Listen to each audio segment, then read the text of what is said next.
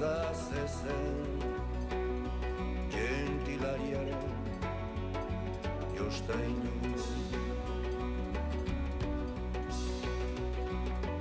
Galdetzen dizut zer kunkitzen zaitu gehiago,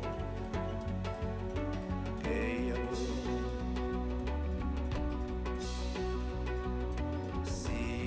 Zimistaren diztirak ala milaka urtetan osinean aldarti dirauen. Gizonak eutsitako suziak, suziak.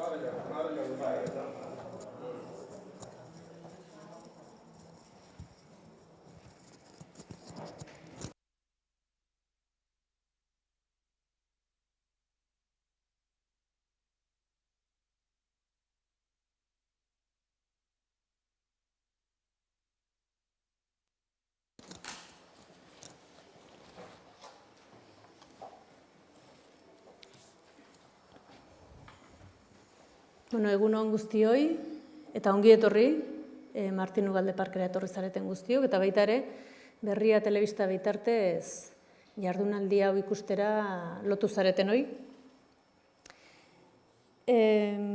Esan dezakegu gaur Joan Mari Torraldairen eguna egitera goazela, bai? Bihar urtebete hiltzela. Uztailaren 31an hiltzen, eta udazkenean jakinek zenbaki monografiko bat, egin zuen Torrealdairen ekarpena pixka bat aletuz eta xehetuz, eta Torrealdai Euskara Herri izena jarri genion.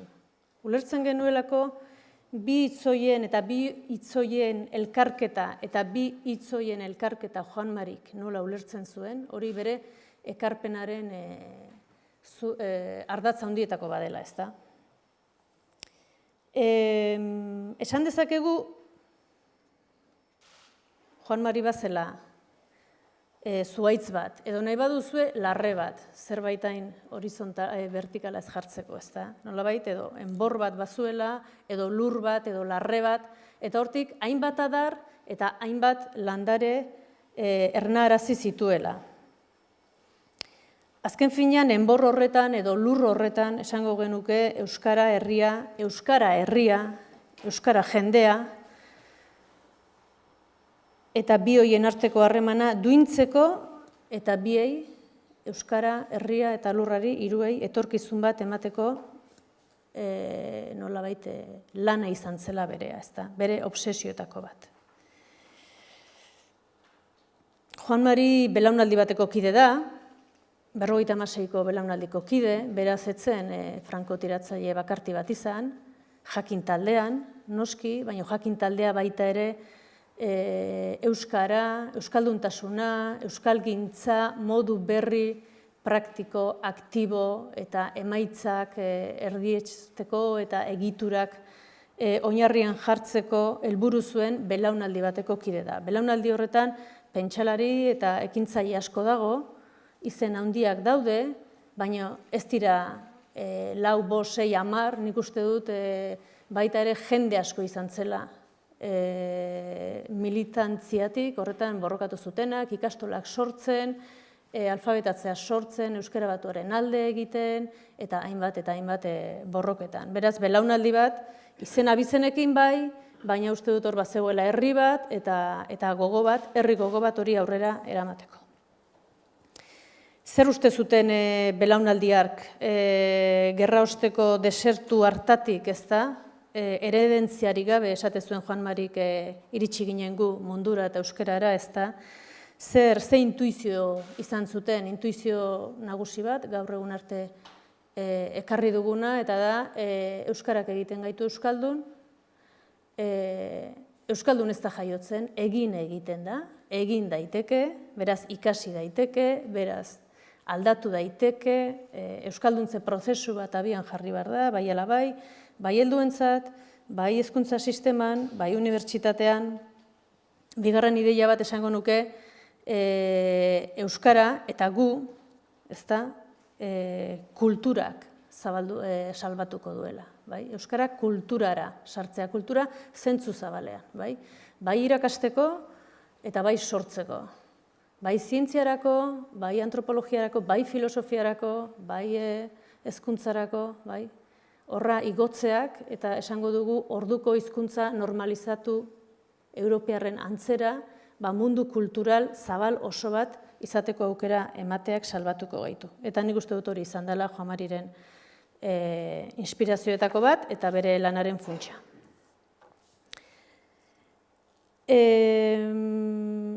Hori egiteko zer? Hori egiteko egitura mordo bat sortu. Juan Mariren pentsamendua, pentsamendu praktiko bat zen.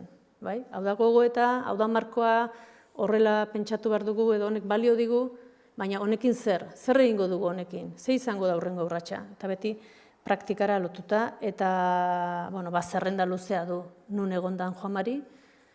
Esango dut hila beti, hasiera-hasieratik, jakineko kide bezala. Alegia, Juan Mari egonda jakinek egon nahi izan duen toki horietan.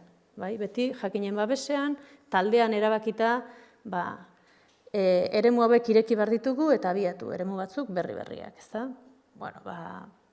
Euskalduntze alfabetatzean hasieran, Euskara Batuaren auzian 74tik Baionako biltzarrean Juan Mari antzegoen, 78an Arantzazun jakinare bai, eta geroztik euskaltzaindiko kide bezala, eta gogoan izango duzuenez, Euskara Batuaren 50. urteurrenean ere ekitaldi nagusia euskaltzaindiarena berak egin zuen. Pixka bat Euskara Batuaren aldeko lan eta borroka horren protagonistetako bat esango dugu, baina izan zen ez da.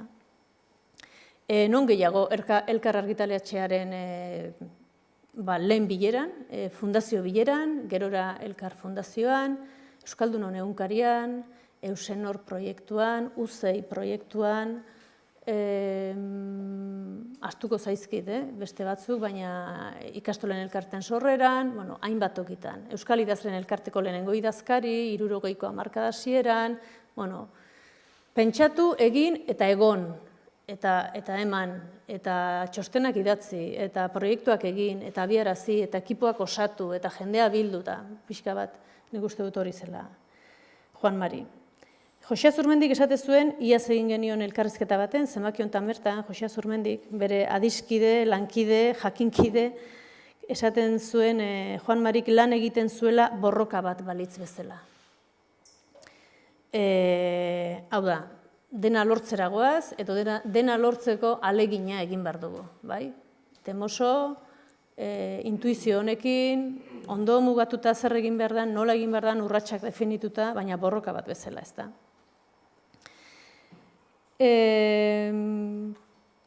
Euskara Batua, ipatu dugu, leku berezia duena Juan Marik, egitura gintzan ze garrantzi ematezun, egiturak sortu eta iraunarazi. Ez daitezela izan egun bateko lorea. Euskalgintzaren gaineko pentsamendu bat baita ere belaunaldi horrekin lotuta, esan duguna. Zergatik izan euskaldun, uste dute galdera hori gaur egun agian, ez dakit, igual badu bere zera, baina 50ko hamarkadan egin beharreko galdera bazen, baldin eta pentsatu nahi bagenuen, pentsatu nahi zuten, zer egingo dugu euskararekin, hemen bukatuko da, edo benetan emango diogu bultzada handi bat izan dadin hizkuntza moderno eta integratzaile bat, ezta? Liburugintzaren ikerketa, 42 urtez, segidan, utxik egin gabe. Liburugintzaren azterketa soziologikoa. Parisko soziologia ikasketak egin zituen hartako marko teorikoaren aritik, hau da, pentsatuta, liburugintzaren osasuna aztertzen badugu, kultura baten osasunaz ere zerbait jakingo dugula, ezta?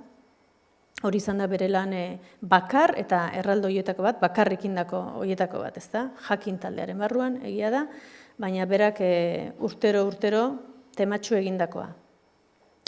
Eta noski, euskarazko liburugintza aztertzen hasita, lehenengo topatu zuen lehen arroka handia zentsura izan zen. Eta hor beste ikerketa alor bat ireki zitzaion, bereziki frankismoak ezarri zuen zentsura, euskal munduari ezarri zion zentsura, eta horren gainean, seguraski bera izan da ikerlari handienetako bat, eta bakarrenetako bat ere bai. Ziurrenik, eta hor, liburu mordoxka baditu argitaratuak. Beste obsesiotako bat, beste eremu bat, euskarazko komunikabideen urgentzia, beharra, egunkaria sortu behar da, 100 urteko atzerapenekin, baina sortu genuen, Euskaldunon egunkaria, eta hor, lehen egunetik, azken egunera, administrazio kontseiluan lanean, eta denok dakigun bezala, lan eskerga eskuzabal eta ordu askotako lan horrek, larrutik nola ordaindu zuen beste batzuei ere gertatu bezala, egunkariaren itxieraren auzian, ezta? Eta azken puntu batea aipatuko nuke baita ere, transmisioaren obsesioa. Guk jaso ez dugun hori, edo guk jasotzeko ikaragarrizko lana egin behar izan dugun hori bilatu, nortzegoen atzetik, zer egin zuten aurretik, nondi gatoz, bai? Hori, ondorengon belaunaldiek egin beharrik ez izateko transmititu dezagon. Egindakoa, egin duguna eta egingo dutena, oinarri har dezaten. Kritikatzeko, beste bide batzuk hartzeko, segitzeko, aberasteko, pausua emateko, baina ezagutu ezagun, transmisioaren obsesioa, eta hori, jakin aldizkariaren proiektuan, orain bat egitasmo, digitalizazioak, elkarrizketa luzeak, Imanol Murua alkate eta diputatu zenaren biografia, Martin Ugalderen obra guztia bildu, eta bere biografia osotua egitea, Txillardegiren lan guztiak, hor badao, altxorra handi bat, osatzen oraindik ere bagabiltzena, baina transmisioa. Ezagutu dezagun, gero, jakin dezagun bentza zer nundi gatu zen eta zer balio ote digun zerbaitetarako, ezagutu.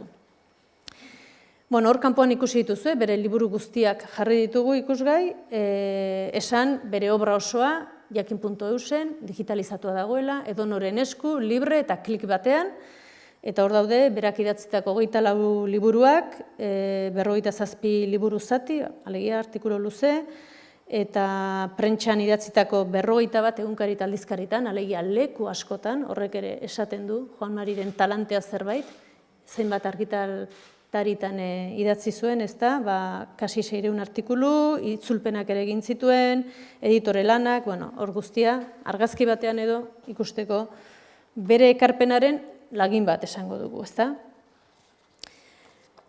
Joan Mariren hitz bat, edo esaldi bat, gu maratoia korritzera atera gara esate zuen, ezta?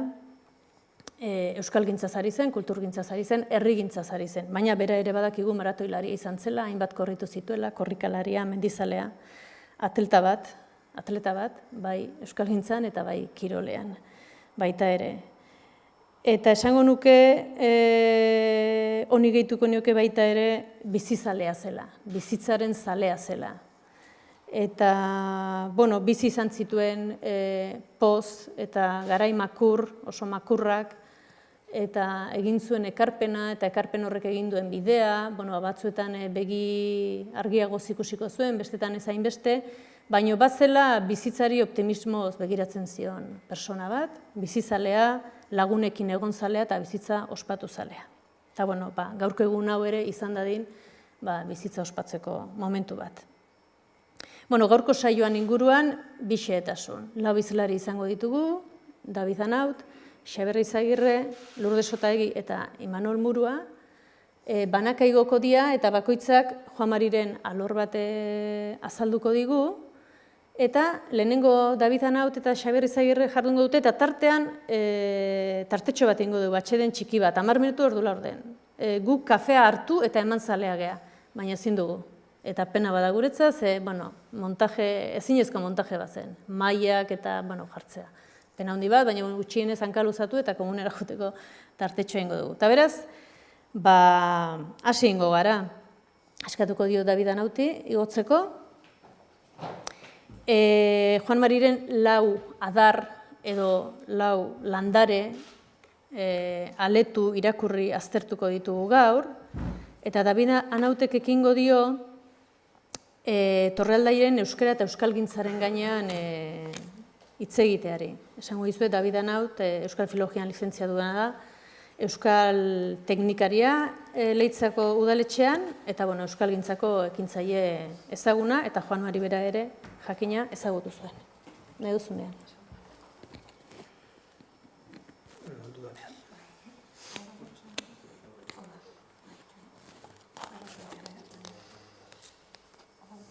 Horraro xamar baina.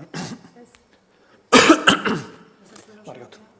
Aitzen baldin bada konforme, Montatu benez. Oiana, nire telefonoa pasaiaz. Eskerrik asko noski antolatzaile, hona etortzako gonbitea egiteagatik.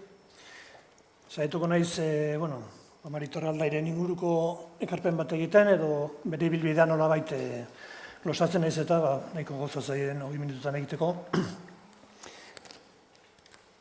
Hemen, lehendabiziko argazki honetan ikusten dena, hau Leitzan egindakoa da, 2018 urtean. Hor urtero egiten da Euskal Herria Mendiarronka izeneko mendi lasterketa bat, 37 kilometrokoa, eta antolatzaileek urtero omenaldi egiten diote norbanako bati edo eragile bati.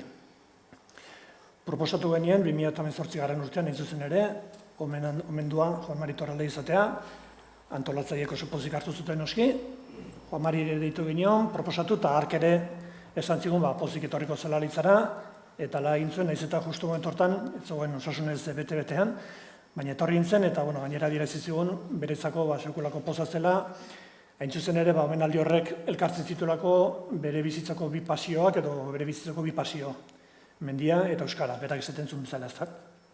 Horrun egun horretan justu izan ginen aukera, biak batera elkarrekin bizitzeko. Ustute, Juan Mari oso gertutik ezagutu zutenek beti bere izaera goraipatzen zutela, eta izaera horrek berak bere ibilbide horretan izan duen pisua edo eragina ez da. Bere izaera horri esker, besteak beste lortu izan ditu ere ibilbide horretan baina gauza. Torrun, mendizaletasunaren harri hori tiraka, ekarri nahi zen dut onera pasarte bat, bere hurbileko 3 pertsonak idatzitakoa, Joseba Intxausti, Jose Azurmendik eta Paulo Agirre Baltzetek idatzi zuten, hor gitarretu zen hil ondoren gehigarriak egin zuen berriak egin zuen gehigarri horretan. Irakurri dut, mendien irekin ibili izan garenok, edo ibili direnengandik jakin dugunok ezaguna diagu ire mendiko martxa. Besteok baino indartsuago eta bizkorragoa izaniki, eta mendibideetako gidari aurreratu egiten nintzen mendian gora, eta besteok ahal genuen neurrian segika atzetik. Baina tarteka geratu egiten nintzen, eta atzekoen zen itxaron, berriro elkarrekin taldean nondik norakoa ikusi eta gailurrerako bidea erabakitzeko. Uste dut, ongi xamar adierazten edo laburtzen duela honek bere izaera ere, ez da, mendizaletasun metafora horrekin, eta mendia eta ardatz izan ziren, mendia eta euskara ardatz izan ziren bere bizitzan, berak ere esaten zuen, berezako euskara ardatz izan zen bezala, Euskal Herria berak ere ardaztuta ikusten zuela, hain zuzen ere, euskararen inguruan.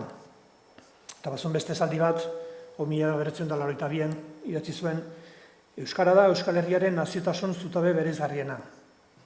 Gure herritasuna finkatzeko, herri berezi bat garela jakiteko eta adierazteko, euskara dugu kontzientziaren eustaile eta izan bagarenaren ispilu.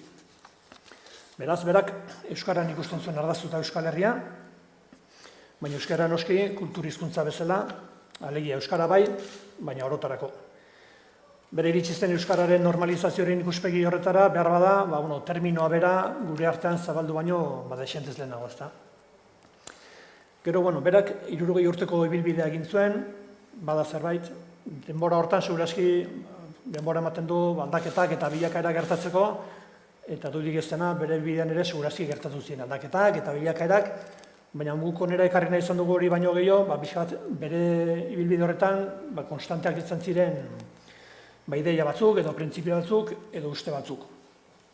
Eta konstante horiek izan ziren hain zuzen ere, eta horregatik ekarri nahi zen ditugu, bere praktikari oinarri eman zutenak, eta esango nuke gainera, horietatik guztietatik denak indarrean daudela.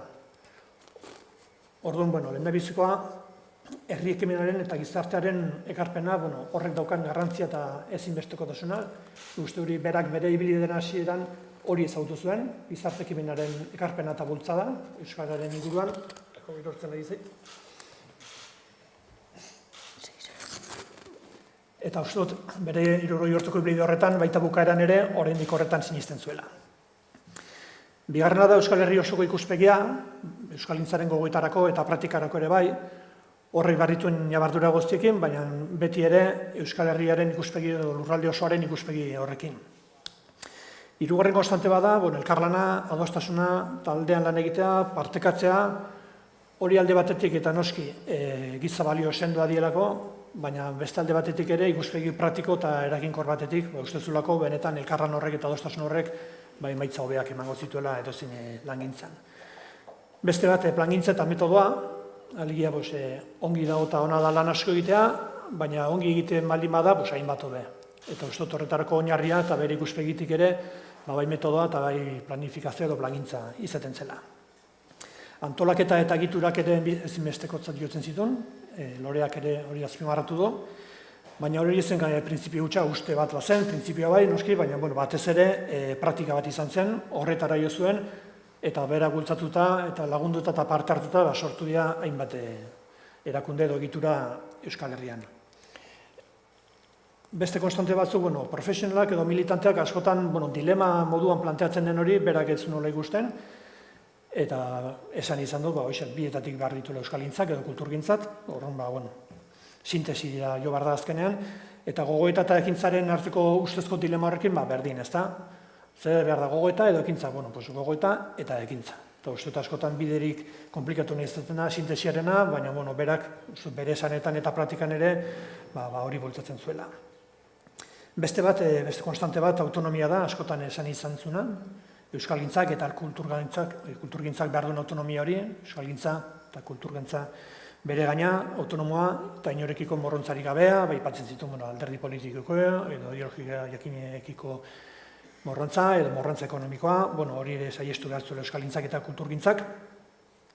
Kontzientzia ere bai, beretzako erregai ezinbestekoa, euskalgintzaren proiektuak oinarri sendoa izan behar bazuten eta iraun behar bazuten, kontzientzia horren behar ere bazegoan. Eta azkenekoa hemen aipatu duana, ezagutza. Ezagutzea, ikertzea, dokumentatzea eta bildutako horren azterketa kritiko egitea.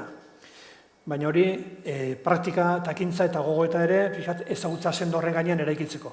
Ali ez da dena izan intuizio hutsa, baizik eta egin egingo dugun hori, egon dadila eta sustraitu dadila ezagutza sakon baten gainean. Horiek ez dira euskalgintzak izan marko lituzken printzipio guztiak, seguro, baina horiek guztiak badira. Eta lehen esan dudan bezala, esango nuke, horietako bat bera ere ez dagoela hor soberan. Joan Mariren ekarpena, esan du lehen, 60 urteko ibilbide bat izan zen, hori nekez neurtu dezakegu, eta ere gutxigo laburtu ez da. Nik esaldi bat erakarri barko banu, eta nolabait jaso zea bakar batean, horrela jasoko nuke. Joan Mari Torraldak zer egin zuen? Pentsatu, pentsarazi, behatu, ikertu, erreferentzia berriak gure erakarri, ezagutza edatu eta partekatu, gogoetarako eta eztabaidarako gaiak jarri, lanak argitaratu, proiektuan martxan jarri, ingurukoak aktibatu, egiturak sortu, bitartekari lanak egin, eta egitasmo izana eta izen eman, eta bar. Hauetako bakoitzakin egin genezake beste garapen eta itzalditxo bat ziurazki, horrela labortuko nuke, eta are gehiago labortu beharko banu ere, basago nuke bere bilidan egin duena izan dela, pentsatu, egin eta eragin, edo eginarazi. Joan Mari, hori ezagutzen duenak badaki, taldelanerako pertsona zen, eta ikusi estetik ez dago zenbat proiektutan parte hartu zuen, zenbat erakundetan, hemen daude horietako batzu, zerozi baten bat deskuiatu zait eta ez du jarri, baina, hemen ikusten direnak, eta gehiago. Horietan denetan edo gehienetan zuzendaritza organoetan ibili zen, eta ardura garrantzitsuak ere izan zituen. Eta horrek ere gosten dugu, jende artean ere, bazekila taldean egiten, baina gero jende artean ere esan behar dago, bazulare habilidade hortarako, eta herritarren artean ere bai, eta bere ibilbide osoan ere ibilitakoa da, hainbat aldiz herri eta hitzaldiak ematen, eta jendearekin harreman estuan. Beraz, tokatu zaio, esan dezagun Euskalgintzaren espektro guztia hartuta, kasi posizio guztietan aritzea. Talde lanean ere bazekien bezala, bakarka ere bazekien lan egiten, eta behaketa eta ikerketa lan hori horren adibide nahiko garbia da, ez da. Gaur egun karo soituta gaude, ordenagailuan horren eseri, klik egin, eta jatzen ga edozein dokumentu, artxibo, liburutegi edo tokitara, eta informazio oso eskura daukagu. Bera hasi zen garaian eta bere ebildeko luze askotan, gauzak etzin nola izaten, bakizu ongi eskizutako askok, joan behar zuten zen, urrutira, ez dakitzen bat ordu pasa artxibo baten, dokumentuak aragatzen, eta bakarkako eta txinorri lan hori egiten ez da, hori egin zuen, eta hori egiten bazekien, eta sekulako dedikazioa izan zen, loko lanak ere egiteko. Horren, dokumentazio eta ikerketa lan mardula egin zuen, baina nik uste, kantidad baino gionik azpimarratuko nuke, hori ere zertarako egin zuen, ez? Etzen ariketa akademiko edo erudizio gutxagatik egin. Lortutako eta ikasitako guzti hori jarri zuen nola idazateko denon eskura, gero hortik proiektuak abiatzeko, estrategiak pentsatzeko, edo baita ere ideien lehiarako. Beraz, lan handia egin zuen bakarka, baina gero lan hori berriz ere bihurtu zuen kolektiboarentzako, taldearentzako ekarpena. Euskararen gaurko egoera eta Euskarak izan duen bilakabide historiko eta ezagutzeko, uste dut faktore eta gako askori begiratu bartzaio, gauza askoren ondorioa da gaur Euskarak bizi duen egoera, baina horietako bat uste dut Euskarak nozitu duen zapalkuntza eta jazarpena eta hori ere badela ez da. Ez da bakarra, horrek bakarrik ez dugu esplikatuko zergatik Euskara dagoen gaur egun dagoen egoeran, baina izan bada, eta gainera esan guratxo izan da. Eta gaur egoerarekin baduka zer ikusi estu bat. Zapalkuntza horren kontzientzia egon badago noski, eta izan dira, azkeneko 203 urtetan ere suraski hori espresi salatu izan duten ahotsak, baina, ez dut alor honetan ere, Mari Torraldei bihurtu dela referentzia nagusia, azkeneko hamarkadatan, eta ari begiratu bartzaio, gaionta zerbait jakin nahi duenak, bere lanei ere begiratu berri ez da. 80. hamarkadan hasi zen gauzak argitaratzen, ezkerreko hori da jakin aldizkarian egin zen lan interesgarri bat, eta gero oso ezaguna dira beste bi referentzia horiek ez da, 1918an egin zuen El libro negro del euskera hura, eta orain dela oso gutxi egindako serio euskera liburua, 2018 urtean egin zuzen ere, beraz, hamarkada ekarpen hori egiten jarraitu du, eta azkeneko aldian ere gogorarazi zigun errevisionismoa eta supremazismo linguistikoa oraindik ere indarrean dagoen ideologia eta pentsimendu edo korronte bat ere badela. Egia da gainera, hori ere berak esana da, horrek berak prezio bat pertsonala ordainarazi ziola, eta berak ere kontatu izan du nola atxilotu zuten garai hartan, besteak beste bere luma eta berak idatzitakoak ere horiek gogorarazi zizioten Guardia Zibilek. Eta hontan ere egin zuen beste alor guztietan bezala, deskribaketa eta azterketa zorrotz eta metodiko bat. Eta egin zuen izan zen, askorentzat errealitate garbi batzena, intuizioaren horreita esateko lurraldetik, ebidentziaren lurraldera ekarri zuen, da denon begian biztan utzi zuen, Euskarari gertatu zaion gauz hori, edo gutxienez gertatu zaien gauzetako bat. Juan Marik, bazitun edozein euskal zalek bezala noski kezka batzuk, eta kezka horietako bat, zen ideologia linguistiko jakin batek gizartean lortu duen eragina edo eragin horren norainokoa, ez da. Hemen badago ez esaldi bat, luze xamarra, hau ere irakurriko dut, gaur egun, eta 2018 urtekoa da, gaur egun borroka, konpromiso, militantismoa zaharkituak omen daude. Gatazka hitze hizkuntzari ezin omen zaio lotu, hizkuntza minorizatuaz ezin omen da hitz egin, ez eta lurraldetasunaz edo hizkuntza nazionalaz ere. Nonbait, diskriminazio positiboa ez da gehiago aipatzen. Norberaren eskubidei lotzen zaie hizkuntzaren erabilera, hizkuntza aukera pertsonala da eta kito. Aukera pertsonala besterik ez bada, ezintan neurririk hartu edo hori sustatzeko politikarik planteatu.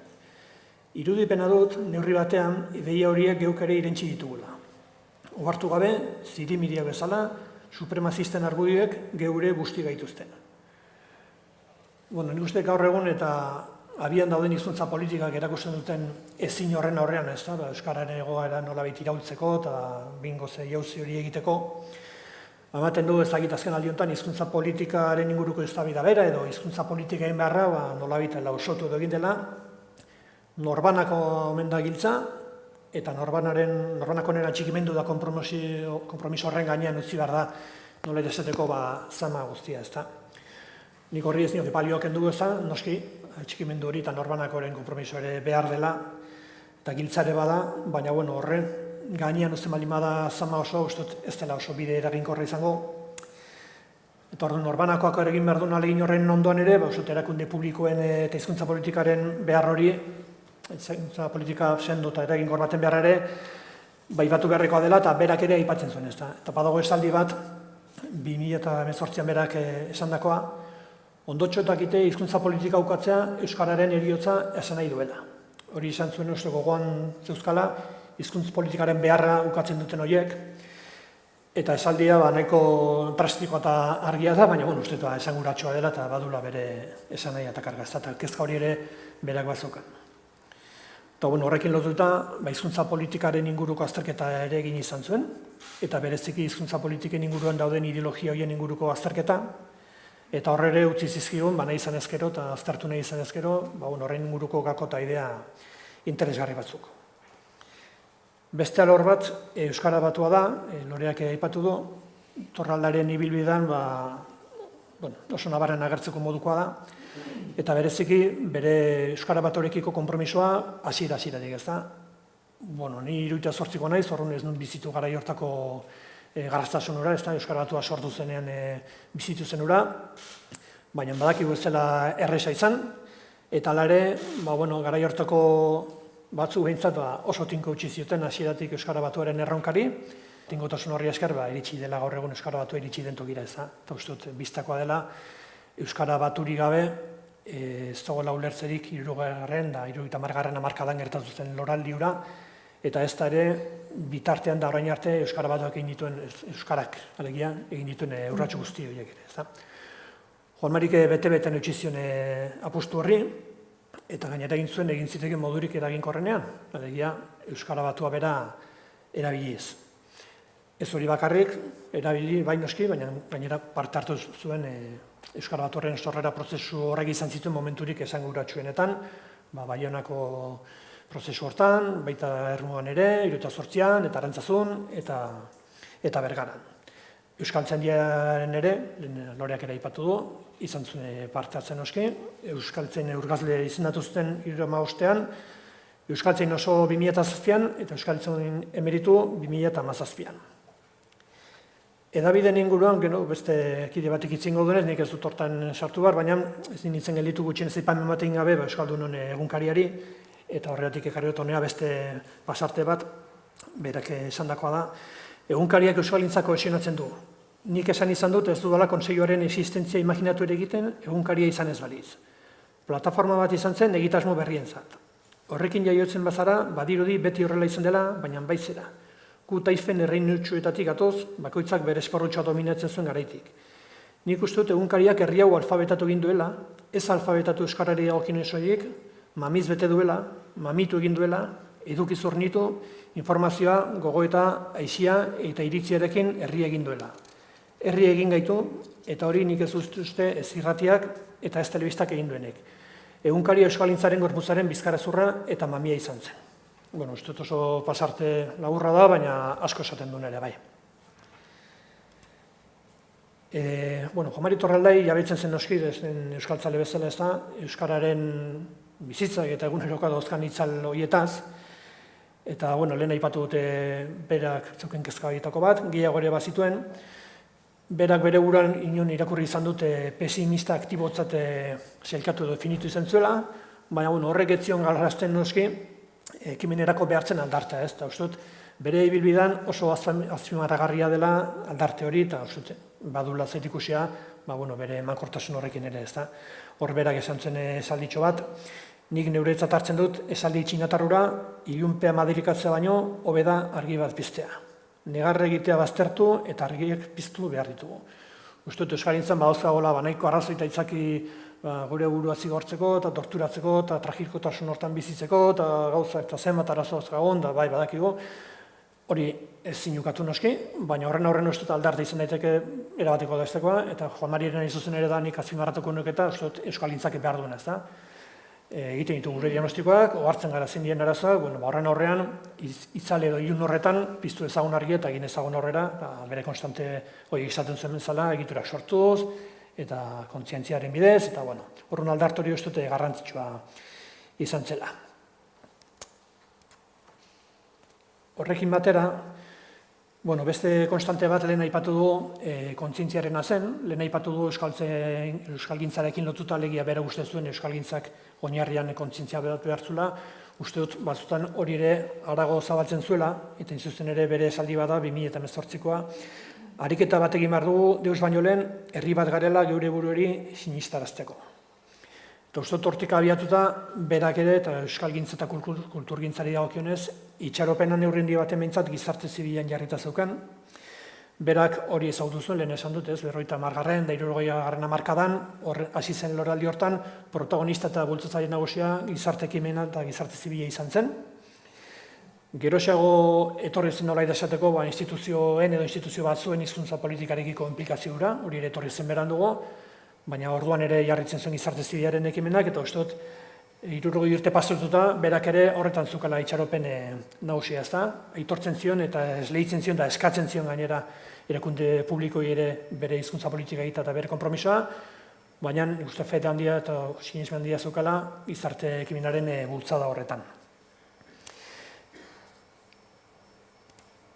Hile horretik egin dako elkarrizketa batean, eta hori ere berrian argitaratu zen, Juan Marik enkargu batzuk utzi ziren euskalgintzari, eta nik uste dut, justo enkargu horiek betetzen saiatzea izan litekela, ari omenaldirik egindakioken omenaldirik onena ez da. Enkargu horien artean bazegoen bat, eta hori idatzi zola jasota dago, diagnostiko zorrotz bat egitea eta akordio programatikoak garatzea euskararen normalizazioan elkarlanean urrats sendoak egiteko. Hori da utzi zuen enkargu horietako bat, eta kazetariak ere orduan adierazi zuen, ez enkargo utzi bakarrik, gainera uste dut, berak bere ereduarekin erakusi zigula zuzen ere, horretara nola iritsi daiteken ez da. Eta hoia bukatzeko, bera ere ohartzen zen noski, garai berriak badatozela, aldaketak badatozela, eta horrek ere euskalgintzari eta kulturgintzari egokitu beharra ere ekarriko diola ez da. Esaldi honek hola esaten du, bide berriak jorratu behar dira, diskurtsu berria eraiki behar da, euskarriak erortzen ari zaizkigu, ohitura berriak, zerbait berria egin behar dugu, katea ezeteteko moduko berrikuntzak. Gure semala da gaztek, guk hasitako bidea urratzea nahi badugu. Lehen ere loreak transmisioaz eta hitz egin du. Nik uste 60 urte horietan Juan Mari Torralda izan dela katebegi oso sendoa eta oso fidagarria. Belaunaldi zarragoek ezagutzen duten noski, belaunaldi berriagoek ere bai, ez bibliografian edo agizarretan behiratuta, edo gutxinez ez horretan bakarri behiratuta, baizik eta bai proiektu zehatzetan, eta eguneroko lan praktikoan eta jardunean ezagutu dugu belaunaldi berriagoek ere ez da. Eta, nik bukatzeko esango nuke gaur omenaldi eder bat egin martzaio hemen Juan Mariri, baina, arrera begira, uste dut, omenaldi horrekin jarritzeko modurik eraginkorrena izango litzake, berak utzitako enkargo horiek ongi apuntatu, eta horiek betetzen saiatzen.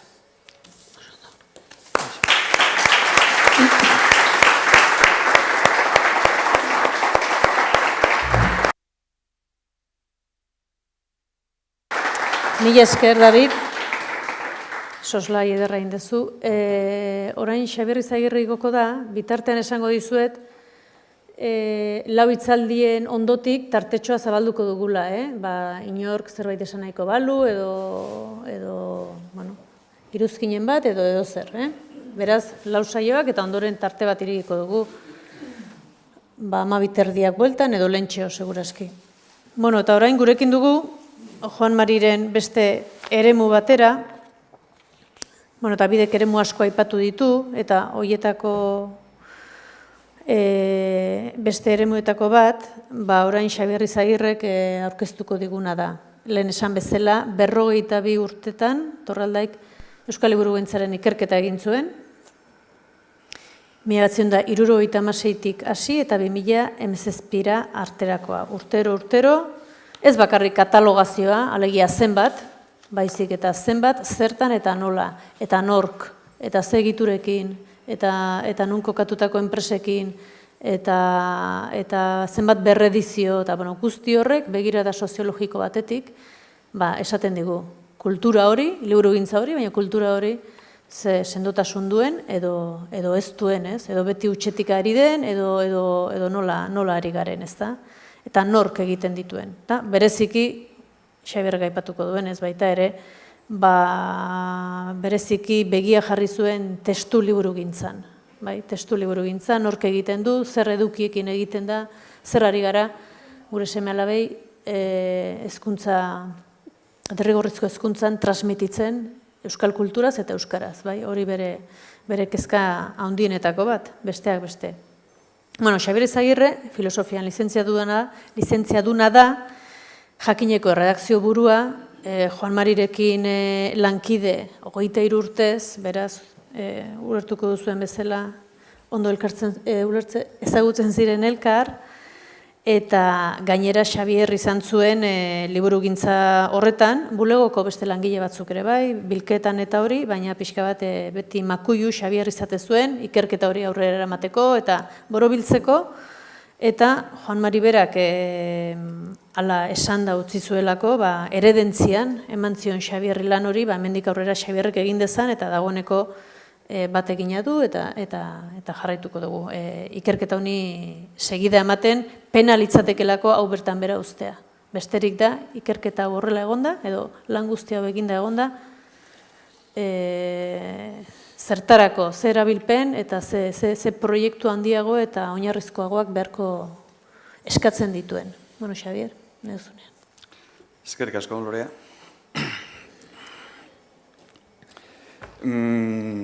Liburugintzaren ikerketaz. Arituko naiz, Torrealdeirengan, lehenik pixkate testuinguru filosofikoa aurkeztuko dut, labur, uste baino laburrago. Motivazioak, xedeak eta asmoak zein ziren, ondoren, lan metodologiaz eta azterketaz hitz batzuk, erakundekiko harremanak, eta ondoren, pixkat, liburugintzaren azterketetan auzi nagusitzat edo har ditzakegunak. Adibidez, Loreak testu liburuena aipatu duen bezala, horietako batzuk hautatu ditut, denborak aginduko du. Eta bukaeran, Joan Mariren bi ametsak, bete etzirenak, liburuaren behatokia eta Biblioteka Nazionala, horietaz ere hitz pare bat. Testuinguru filosofikoaz, garaiaz, egia esan Loreak bere sarreran, nik esan nahi nuena, nik esango nuena baino desente hobeto esan du. Euskara herri eta jakinen eleloa, herria hizkuntza, herria kultura hizkuntza. Herrigintza, euskalgintzatik eta kulturgintzatik. Hori da abiapuntu filosofikoa zentzu horretan, ari naiz. Eta garaikoa, eta 50ko belaunaldiarena. Torrealderen ibilbide intelektualaren ardatza liburugintzaren azterketa da. 1979an jakin aldizkaria itxi zuten, Frankoren gobernuak itxi zuen, eta hurrengo urtean Torrealdai Parisera joan zen, Frantziara joan zen soziologia ikastera. Lehenik Oksitaniako Tolosan egon zen 2 urte, eta ondoren Parisen. Paris ezagutu zuen, orduko Paris, 78ko maiatz ondoko Paris, munduaren zilborra iruditu zitzaion Joan Mariri, eta motxila bete ekarri zuen, 1975ean berriro Euskal Herrira itzuli zenean, eta jakinera itzuli zenean, motxila beterik. Soziologia ikasketak, eta han hasi zen, hain zuzen, liburuntziari buruzko ikerketa soziologikoaren egitasmoa gorpuzten, gauzatzen. Ikusten zuen, alor horretan konkretuki utzunea zegoela, Juan San Martinek egiten zituen urte batzuetan, holako produkzioaren bilketa batzuk eta bar, baina Juan Marik areago joan nahi zuen, azterketa soziologiko bat, ikuspegi soziologikotik nahi zuen aztertu liburuaren mundua. Eta hori ekarri zuen Frantziatik, bere ikasketetatik, antezina egin zuen euskal idazleen garekideen hurbilketa soziologikoa, izenburuarekin, frantsesez idatzi zuen, eta ona itzuli zenean, euskal idazleak gaur, liburu mitikoa, 45.000 aldera zituen lankide horrezke gutxak jakinekin, zenien etxetan ez da hau egon, Amazonik etzegoenean zabaldu zen. Eta liburu mitikoa eta monumentala. Eta 20 urte aurrerago, 87an, euskal kultura gaur. 20.000 ale izan ziren orduan. Baina, zabalkunde handia izan zuen baita ere. Eta hor hasten da, 77koan hasten da, bere azterketa soziologiko hori ondoren, orduan txebertan ja, hasten da urtez urteko liburugintzaren produkzioaren azterketa. Bilketa, informazio bilketa, katalogoa eta horren azterketa. 76an bertan, jakinen bigarren aroko lehen zenbakian, dator lehenengoa. 1976ko euskal liburugintza. 6 orrialde ditu artikuluak. 2 orrialde komentario bat egiteko eta 4 orrialde liburuen zerrendarekin. 85 liburu dira. 76an. Berak idatzi zuen azkena, 2019an, euskal liburugintza 2017. Hor ja 2277 liburu dira.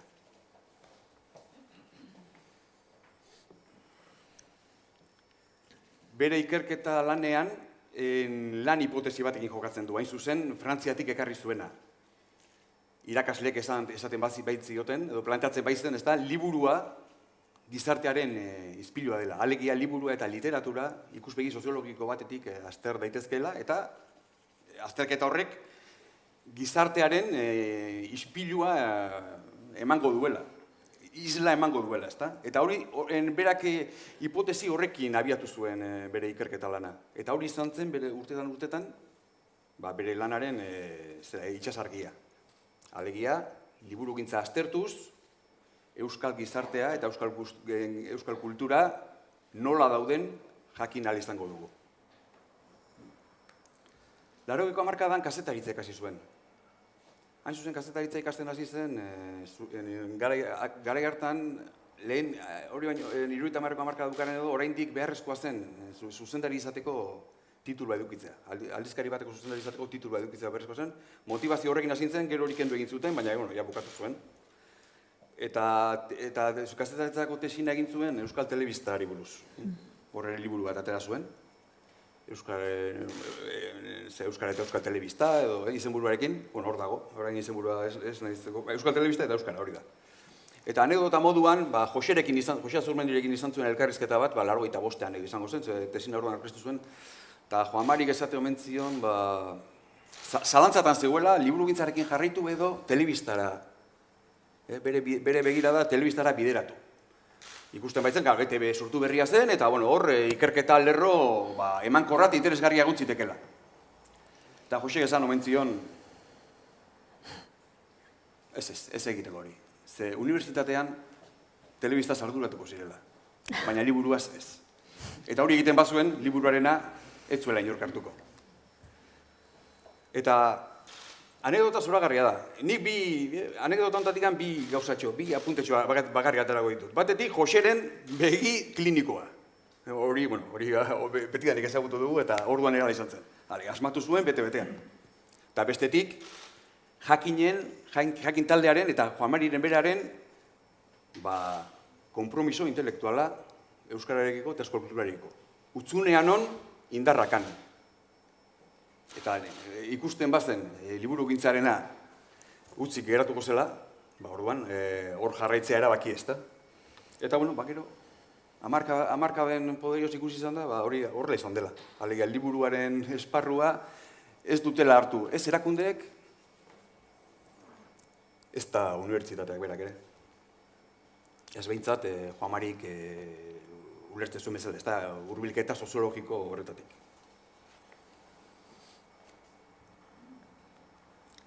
Ñabardura txiki bat, hasieran euskal idazleak gaur horretan oraindik literaturaren soziologiaz gehiago hitz egiten da. Gehiago da idazleak dira protagonista, idazleen soziologia, idazleei egiten zaie galdeketa, baina urten poderioz ere begirada hori hain zuzen liburura pasatzen da, liburuaren soziologiara. Eta hor ja ikuspegia askoz ere orohartzaileagoa da, osoagoa da. Zergatik ez da bakarrik idazlea, sortzailea kontuan hartzen, baita ere ekoizlea, banatzailea, saltzailea, irakurlea, ekosistema osoa. Liburuaren mundua zentzu horretan ulertuta, liburuaren soziologia. Hor ere, evoluzio bat egon zen, baina evoluzioa azkarra izan zen Juan Mariren kasuan. Eta beste ñabarduratxoa ere, bilketa, informazio bilketa lana, azterketa eta ekintza edo proposamena. Davidek aipatu duen bezala. Soziologia praktikoa, ez teorikoa. Ikerketa soziologikoa egin dezagun, gizartea ezagutzeko, baina ezagutuz aldatzeko, ezta? Gizon emakumeen lana jakintza dugu, ezagutuz aldatzea, parafrasi txiki bat egin dute.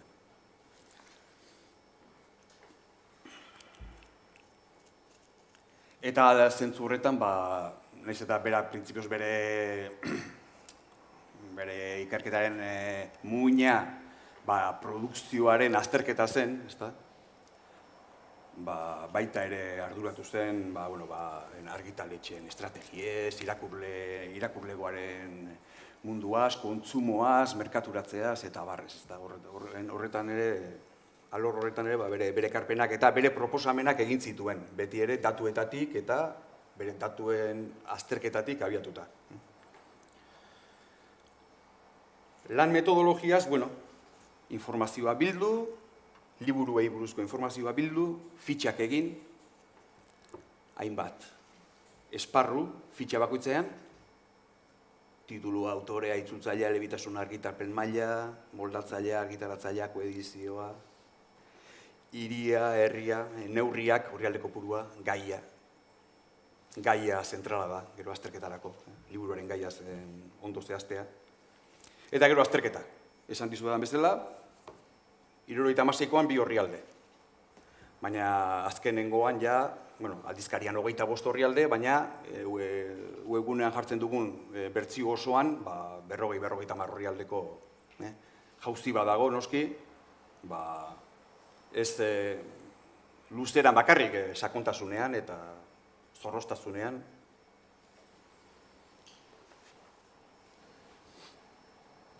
Azterketan, alegia informazioa fitxak egin ondoren eta katalogoa osatu ondoren horren gaineko azterketan, 3 atal. Argitaratzaileak eta horien jarduna, hainbat azpiataletan, eskaintza editoriala bera, alegia zenbat titulu, berargitalpen edo nobedade diren, jatorrizko edo itzulpen diren, eta azterketa tematikoa. Hau zentrala da, bere azterketarentzat hau zentrala da. Liburu bakoitzari gai bat jartzea, eta horren arabera, sailkapen tematiko bat egitea, 6 atal nagusi, 6 liburu mota, esango dugu, ezta? Bereizten ziren gero azterketarako. Hezkuntza eta irakaskuntza liburua, hor barruan testu liburuak, haur eta gaztentzako liburua, giza eta gizarte zientzietako liburuak, helduen literatura, zientzia eta teknika eta aisiako liburuak. 6 multzo hauekin, produkzioaren 188-189 harrapatzen da. Erakundekiko harremanei buruz, hitz pare bat,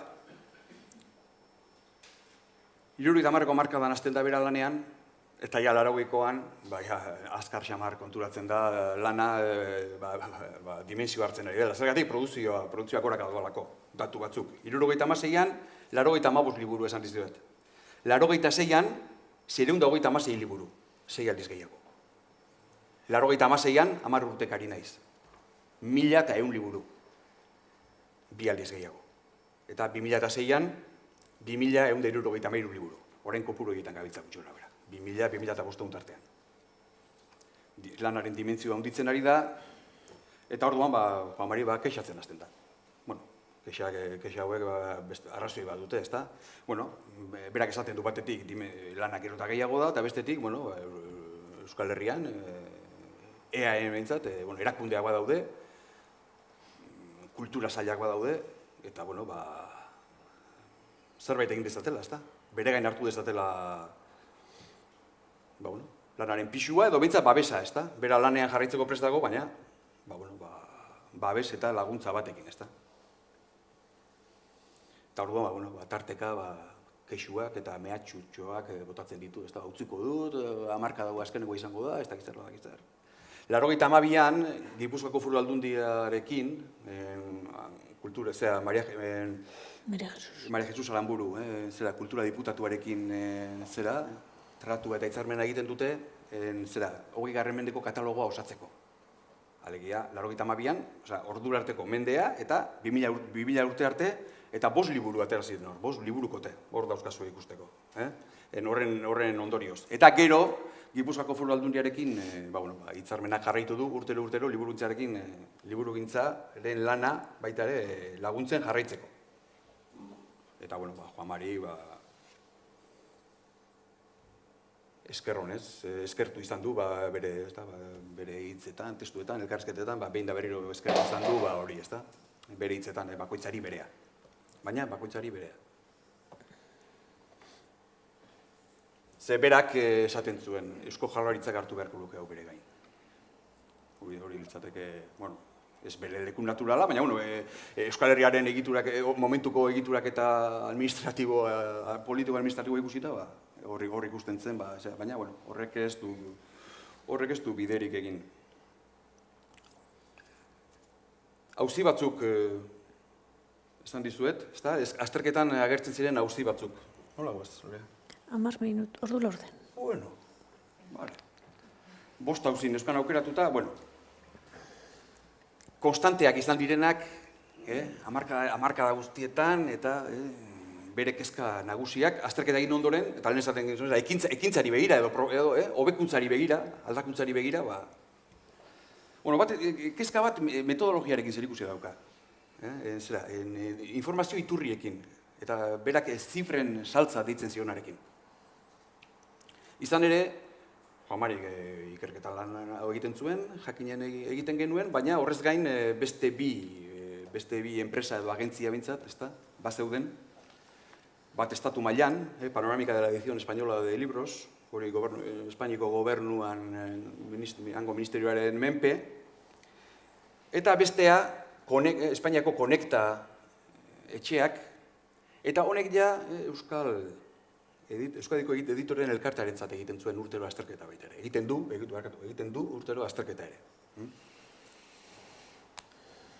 Eta datuetan, desoreka bat dago. Datuetan, alegia, titulu kopuruetan. Zenbat publikatu da 2014an, zenbat liburu. Azken 5 urtetako mediak esango dizkizuet. Azken 2014tik 18ra. Konekta etxeak ematen duen media da urtero 1871 liburu. Eta gure datuak, edo jakineko datuak, edo Juan Marirenak dira 2300 bat. Alegia, 230 titulu gehiago. 23,3 gehiago. Gero azterketa guztia hemendik aurrera egiten da. Hemen desoreka badago, bakoitzak berea botako du. Guk argi daukagu, gu fidagarriago garela. Ze badakigu bestek lana nola egiten duten, besterik gabe ISBN-era jotzen dute, eta baina ISBN-era agentziara informazioa editorialek bidaltzen dute. Baina guk ISBN begiratzen dugu, baina hori baino lehenago, hemengo editorial guztien gana jotzen dugu, informazio zuzenaren eske, eta baita ere liburuen eske, eta denek ez dut erantzuten, noski. Baina horrekin ja 140 iristen gara. Gero jotzen dugu, Donostiako Uda liburutegira eta Koldo Mitxelena liburutegira. Eta horiek ere urtero, eta oso eskertuta gaude noski, beren datua pasatzen dizkigute. ISBN begiratzen dugu noski, baina hori bezala,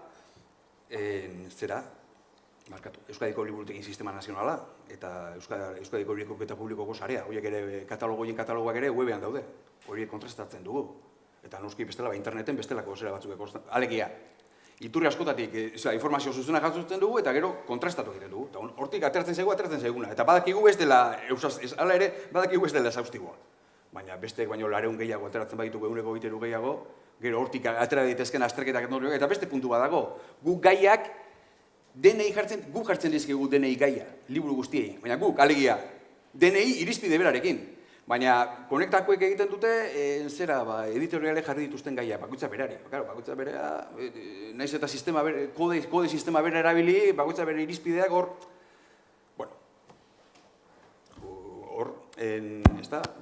hori izan dauzi bat, behin da berriro, Juan Mari, aldarrikatu duena eta mai gaineratu duena, ezta? Gauzatxo bat bakarrik esango dut bukatzeko. Euskadiko editoren elkartearentzat konektak egiten duen txostena urterokoa, hori Eusko Jaurlaritzak diruz laguntzen du. Edo beste modu batera esan da.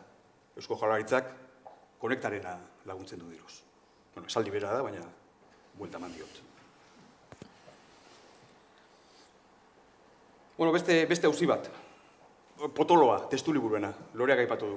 Badazpada hau egingo dut, gero denbora jaten banau, beste nema sakrifikatzeko, ezta? Testu liburuena. Hau segurazko, bestea metodologikoa da, baina, garrantzitsua da, metodologikoa da, baina hau ja da, metodologikoa ez, hau da, zentrala euskararentzat, euskal kulturarentzat eta gure herriaren orain eta etorkizunarentzat. Testu liburu ez ari gara, testu liburuak nork produzitzen dituen, nork egiten dituen. Hain zuzen ere, berizketa dagoelako Euskal Herriko editorek produzitzen dutenaren eta Espainiako editorek produzitzen dutenaren artean.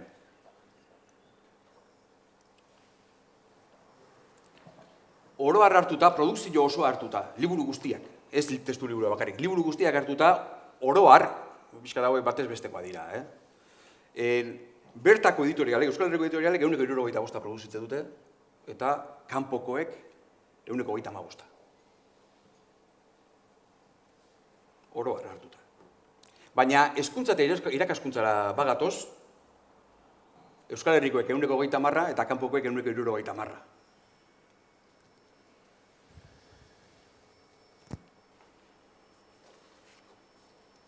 Hezkuntza eta irakaskuntza liburuari eranzte badiogu haur eta gaztentzako liburua, behintzate publiko beraren gana bideratuta daudelako, Euskal Herriko editorek beren produzio osoaren 175 eskaintzen diote horri. Baina kanpokoek, Espainiarrek, 183. Alegia, zer argitaratzen dute Espainiako editorialek historiari buruz, literaturari buruz, literaturan, zientziari buruz, gizarte zientziari buruz, erabat zentratuta daude gazteen, aurre eta gazteen merkatuan. Eta bereziki, hezkuntza alorrean. Hemen topo egiten dugu, hezkuntza kurrikulumarekin, eta ze eduki ematen diren Euskal Herriko eskoletan, ze material erabiltzen diren, eta nork egiten dituen, eta material horietan zer agertzen den. Ze mapa agertzen diren, hemen eguraldiaren maparekin eta polemika ikaragarriak egon dira tarteka. ETB-en eta bar. Baina hemen hau dago, eta hamarkada, eta egoera okerra gora dijoa. Kanpokoak gero eta gehiago, merkatuaren gero eta gehiago hartzen dute.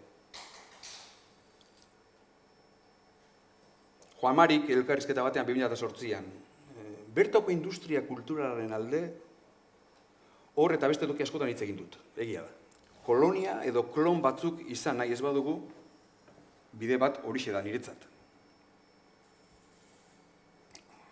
Bertoko industria sustatzea alegia. Globalizazioak irentziko gaitu bestela. Geure ikuspegia lantzeko, ikuspegi hori zabaltzeko tresnak geuk gobernatu beharko ditugu, ezta? Geure kultura propia lantzea ezingo dugu bautzi kanpokoen eskuetan. Ideia horiek Frantziako editorialgintzan barra bota ditzakete globalizaziotik babesteko. Han ezkerreko planteamendua da. Hemen planteamendu hori nazionalismo atzerakoia da. Anekdota bat, duela 15 bat urte aritu ginen, saiakera bat egin genuen, hartu testu liburuak, Espainiatik datozen, euskarara itzultzen diren. Euskarazko produzioari buruz ari gara, ez gara espainolesko testu liburuari, euskaraz argitaratzen direnak, baina kanpoan egiten direnak. Hartu genituen, eta pixkat historia, geografia, eta pixkat gizarte, literatura, eta alor hauetako DBH-ko testu liburuak hartu genituen, eta pixkat begiratzen daritu ginen. Beldurgarria zen, noski uno mapak eta bar, imaginatu dezakezue, mugak nun zeuden eta bar, baina grabatuta geratu zitzaidan, historia aurreko liburu batean, ez da? Zera, kapitulu baten izenburua. Neolitikoa Euskal Autonomia Erkidegoan. Bueno, eske, parrez lertu ginen, baina da negarrez egiteagatik, ez da? Baina hori da, alegia. Espainiako editorialetan egiten dira, testu matrizak egiten dira, eta gero, komunitate autonomo bakoitzarentzako eranskinak. Eta alaxe datoz. Eta orduan, neolitikoa, Euskal Autonomia Erkidegoan. Hori dago jokoan, auzi honetan hori dago jokoan. Eta Juan Marik beti salatu du, proposatu du, hitz egin du, eta ez dira neurriak hartzen, ez dirudi.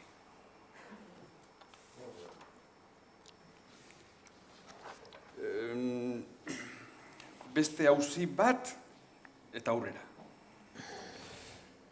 Beste auzi bat, produkzio desoreka sailka, ez da? Alegia, hezkuntza, irakaskuntza eta aurre eta gazte gaindimentsionatuta dago. Bertokoen kasuan ere, oroar.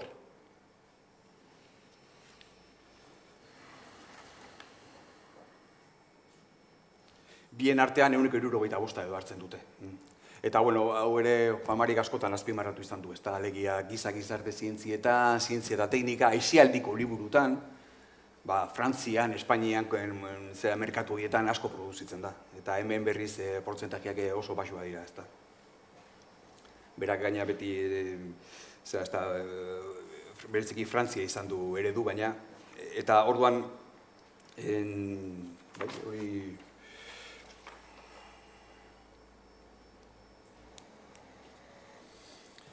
Hori da, ez da, berak testu batean esaten zuen, ez da.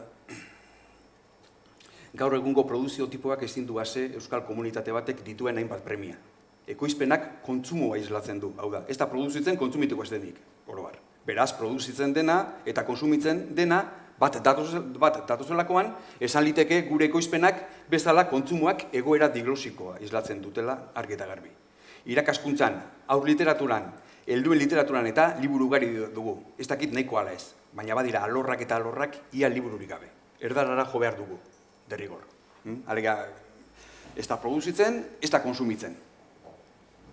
Eta hor, arrazoi soziologikoak ere badaude. Eta, niri argi eta garbi otutzen zaita didez, azken aldian egin izan diren ikerketa soziolinguistikoen emaitzak ere nahiko garbiak dira, ez da? Alegia ezagutzan jauzi bat egon da, baina erabileran ez. Eta nik uste, gehiago sakondu diteke horretan, baina, nik uste ikerketa hauek diotena eta Juan Mari liburu hitzari buruz esaten ari dena paralelo bazela, ez da? Alegia neurri batean, hasieran plantatu dudan lan hipotesia, liburugintzak gizartea islatzen duela, kasu honetan ikusten da, ez da? Quoderat demonstrandum, esaten zen gari batean, ez da? Alegia, hoxe zen frogatu nahi genuena. Lan hipotesi hori behintzat, kasu honetan frogatzen da. Bukatzeko bi amets, bete gabe geratu zaizkionak.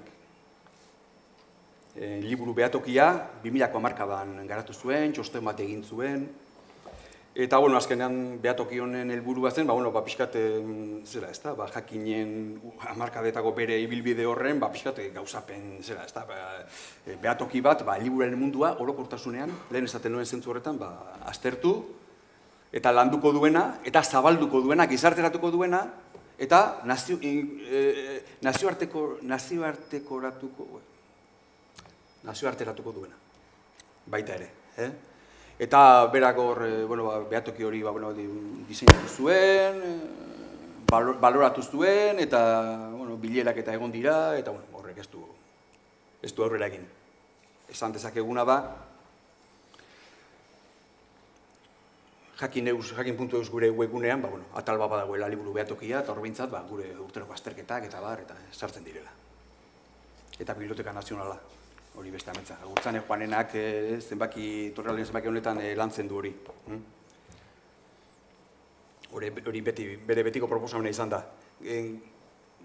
Gernikako, berak noiz bat esan zuen, Gernikako arbola herriaren simbolo den bezala, Biblioteka Nazionala izango litzateke euskal kulturaren simboloa. Egon dira, Joan Albret, Agurtzane Joanera, Joan Albret Bibliotekonomia saileko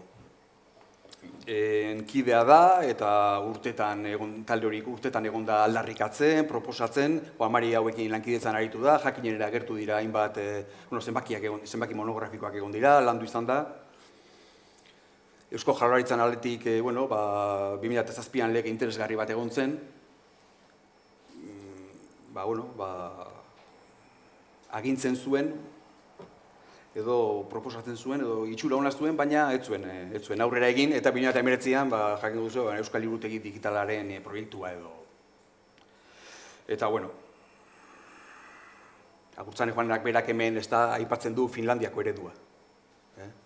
5 milioi terdi dira, Euskal Herrian baino 2 aldiz gehiago, baina Biblioteka Nazionala daukate, eraikinak dauzkate, eta datu baseak dauzkate, non biblioteka guztietako eta museo guztietako katalogoak dauden. Torrealdeik berak esaten du, esan zuen 2009an, Euskaltzen dirako sarrera hitzaldia, zuzen gai honen inguruan landu zuen, eta esan zuen. Bere eredua, bere hitzak dira.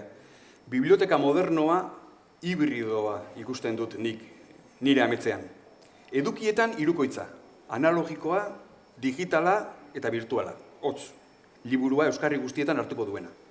Eta izaeran, fisikoa eta hormarik gabea aldi berean, baina fisikoa ere bai. Alegia, arrizkoa, fisikoa ez daten egara, arrizkoa. Bertatik bertara zerbitzua emango duena eta urtikoi ere bai. Eta aurrera esaten du. Zein egoeretan, hotelegoke gaur euskal kultura baldin eta 1919an Euskaltzaindia sortu zen bide beretik, euskal bibliografia eta euskal biblioteka sortu izan balira, orduan. Aukera hura galduta ere, non ote geundekeen gaur, baldin eta 1982an Euskadiko Orkestra sortu zen bide beretik, euskal bibliografia eta euskal biblioteka sortu izan balira.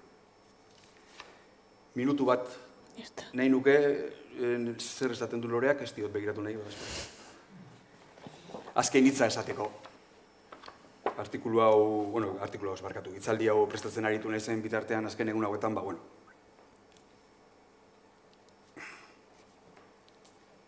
hainbat oroitzapen... oroitzapenen tantza bat egon da. Eta, 20 piko urte izan dira, Joan Marirekin. Eta, hainbat post eta hainbat min.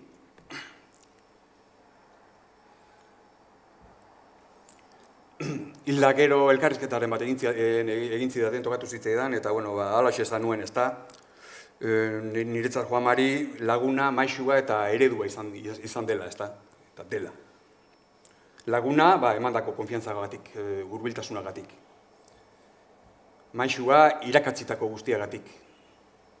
Eta eredua erakutzitako guztiagatik. Ez da gutxi.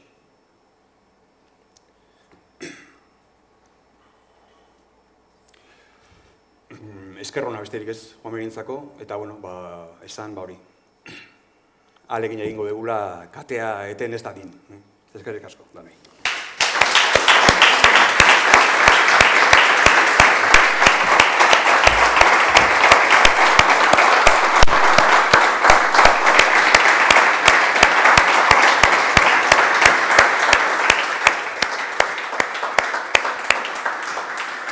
Mila esker, Xabier. Bueno, orain ordu laurdeneko tartetxo bat ingo deu, eta 11:30 hortan berriro hemen bilduko gea.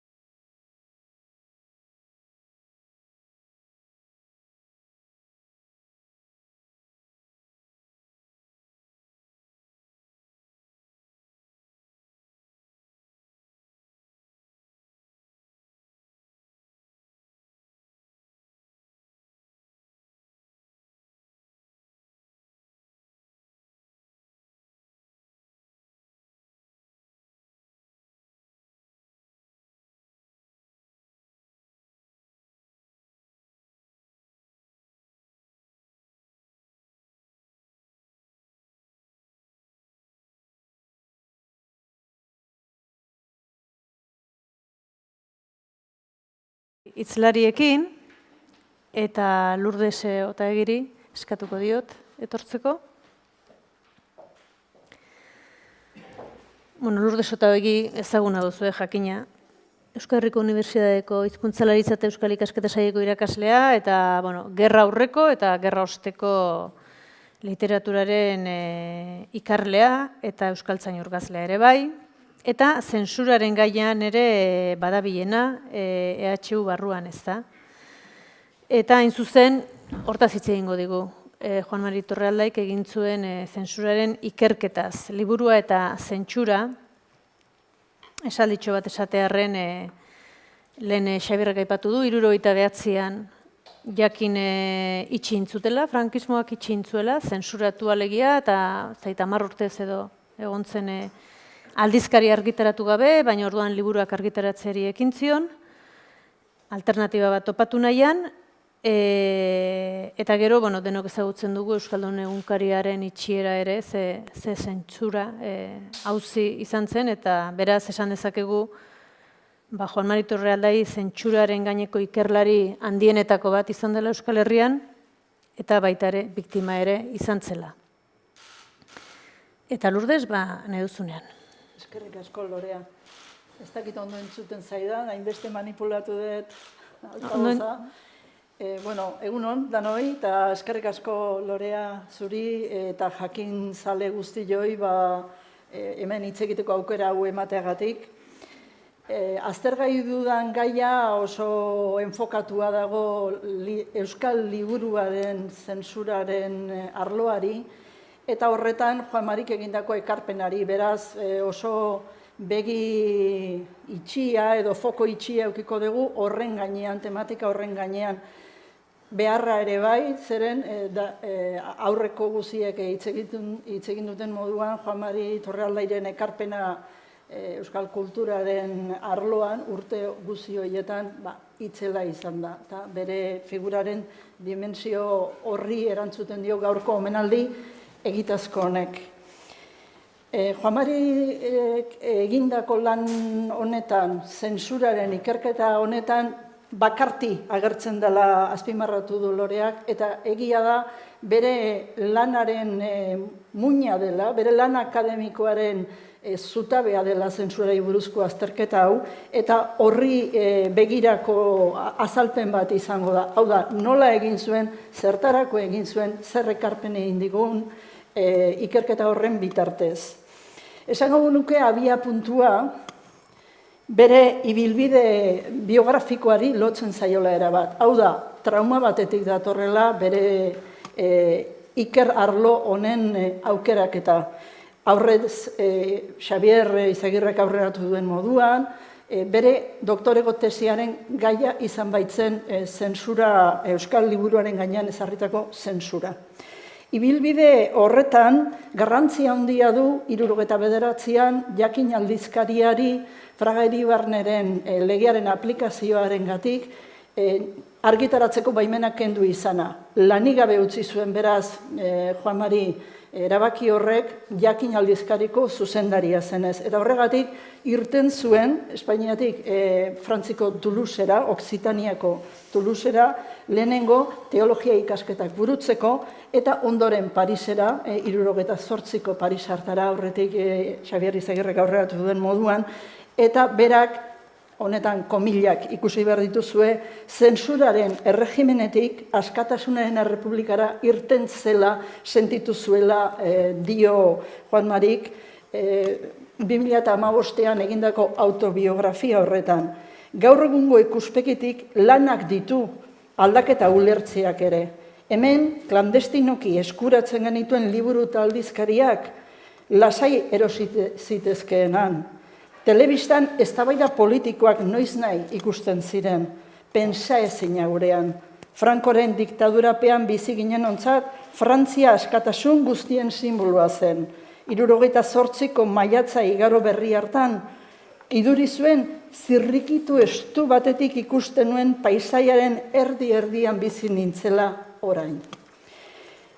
Ibilbide biografiko horretan beraz esperientzia txoke horiek daude, batetik zentsuraren esperientzia hori, soki bere gainean, bigarrenik berriz Frantzia askatasunen republika horretara aldatziak, eta horrek hala ere beti barrenean eraman zuen euskal kulturari ekarpenak egiten jarraitzeko asmo hori.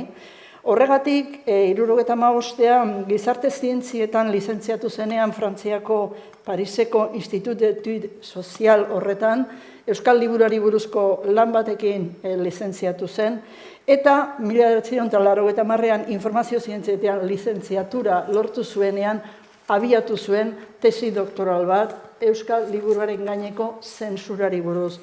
Beraz, ibilbide horrek erakusten digu asmo sendo bat, ekarpenak egiten jarraitzeko, hau da, konpromiso oso garbi bat euskal kulturgintzarekin. Euskal liburugintza eta gizartea bera aztergai zituelarik diodan moduan, Frantziako soziologia ikastetxe horretan, Institut d'Etudes Sozial horretan, garatu zuen estudioa Les écrivains basques contemporains, da approche soziologik izeneko estudioan, dago muina, gero, Xabierrek aurkeztu dituen 2 liburu garrantzitsu hoietan aplikatuko den metodologiaren muina.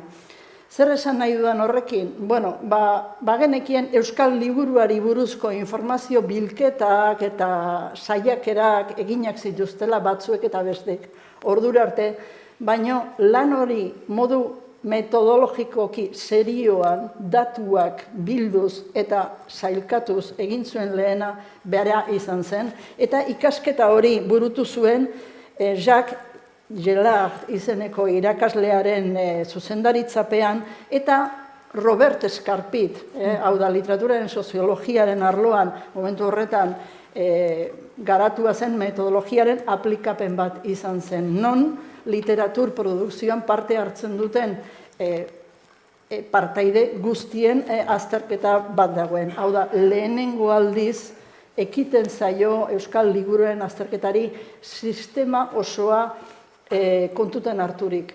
Jakina, literaturaren soziologiari heltzeko modu ezberdinak, enfoke ezberdinak, eta gehienak Frantzian kokatuak kontaktatu zituen, baina bera soziologoa zenez, Robert Escarpiten metodologia honi atxikitzen zaio. Beraz, hortik aparte gelditzen dira Lucien Gorman bezalako soziokritiko baten lanak, edota berandugu etorriko dian Pierre Bourdieu bezalako ikerleenak. Hoiek noski jarraitu dute hildori, beste ikuspuntu batzuetatik, baina esango nuke literaturaren soziologia azterketan, Robert Escarpiten metodologiaren aplikapenean, eredugarriak izan zirela bere 2 lan hauek. Lan hauen emaitza zein izan zen? Bueno, euskal gizartearen erretratu bat, lehenago Izagirrek esan duen moduan, hau da, euskal gizartean euskerak ze toki du, ze langile ditu, ze ekoizpen egiten ditu, eta horrek erakusten du non ematen duen zerbait eta non ez duen ezer ematen. Hau da, nolako desertu edo hutsune larriak dituen euskal kulturak eta estandar batetik edo normalizatutako kultura batetik zein urrun dagoen.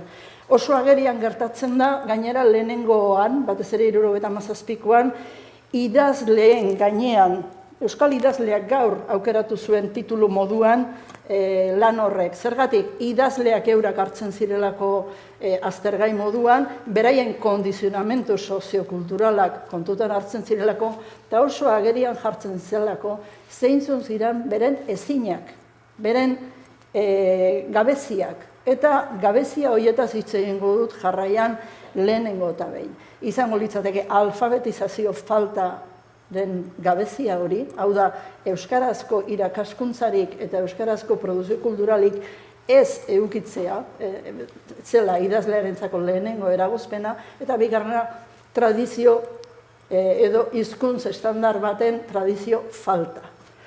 2 gabezia horiek noski izugarri erasaten zioten produktorearen lehenengo subjektuari, hau da, idazleari, Eta horri eman zion lehentasuna lehenengo momentu horretan. Irakurleria eta bardabar horiek pixka bat bigarren edo hirugarren maila baten gelditzen direlarik lehen estudio horretan. 77ko lehenengo liburu horretan jadanik zentsurari buruzko referentzia oso garrantzitsuak daude eta oso heldua dago beraren baitan zentsurak idazleari eragiten dion karrampa. Etengabeko kalanpre batean dauka idazlea zentsurak eta arlo horretan ikusten da interes berezia duela eta horretan jardungo duela artez edo moldez. Gero bidea bilatu zuen, noski, informazio zientzietako lizentziatura lortu ondoren, doktore tesi hori burutzeko zuzendari aproposa aurkitu zuenean, zentsurari buruzko lanari ekin ahal izan zionean. Euskal liburua eta zentsura, hain zuzen ere, la censura gubernativa y el libro vasco delako formulazioarekin izendatu zuen, honek ere gertatu behar zuen. Bueno. Bai.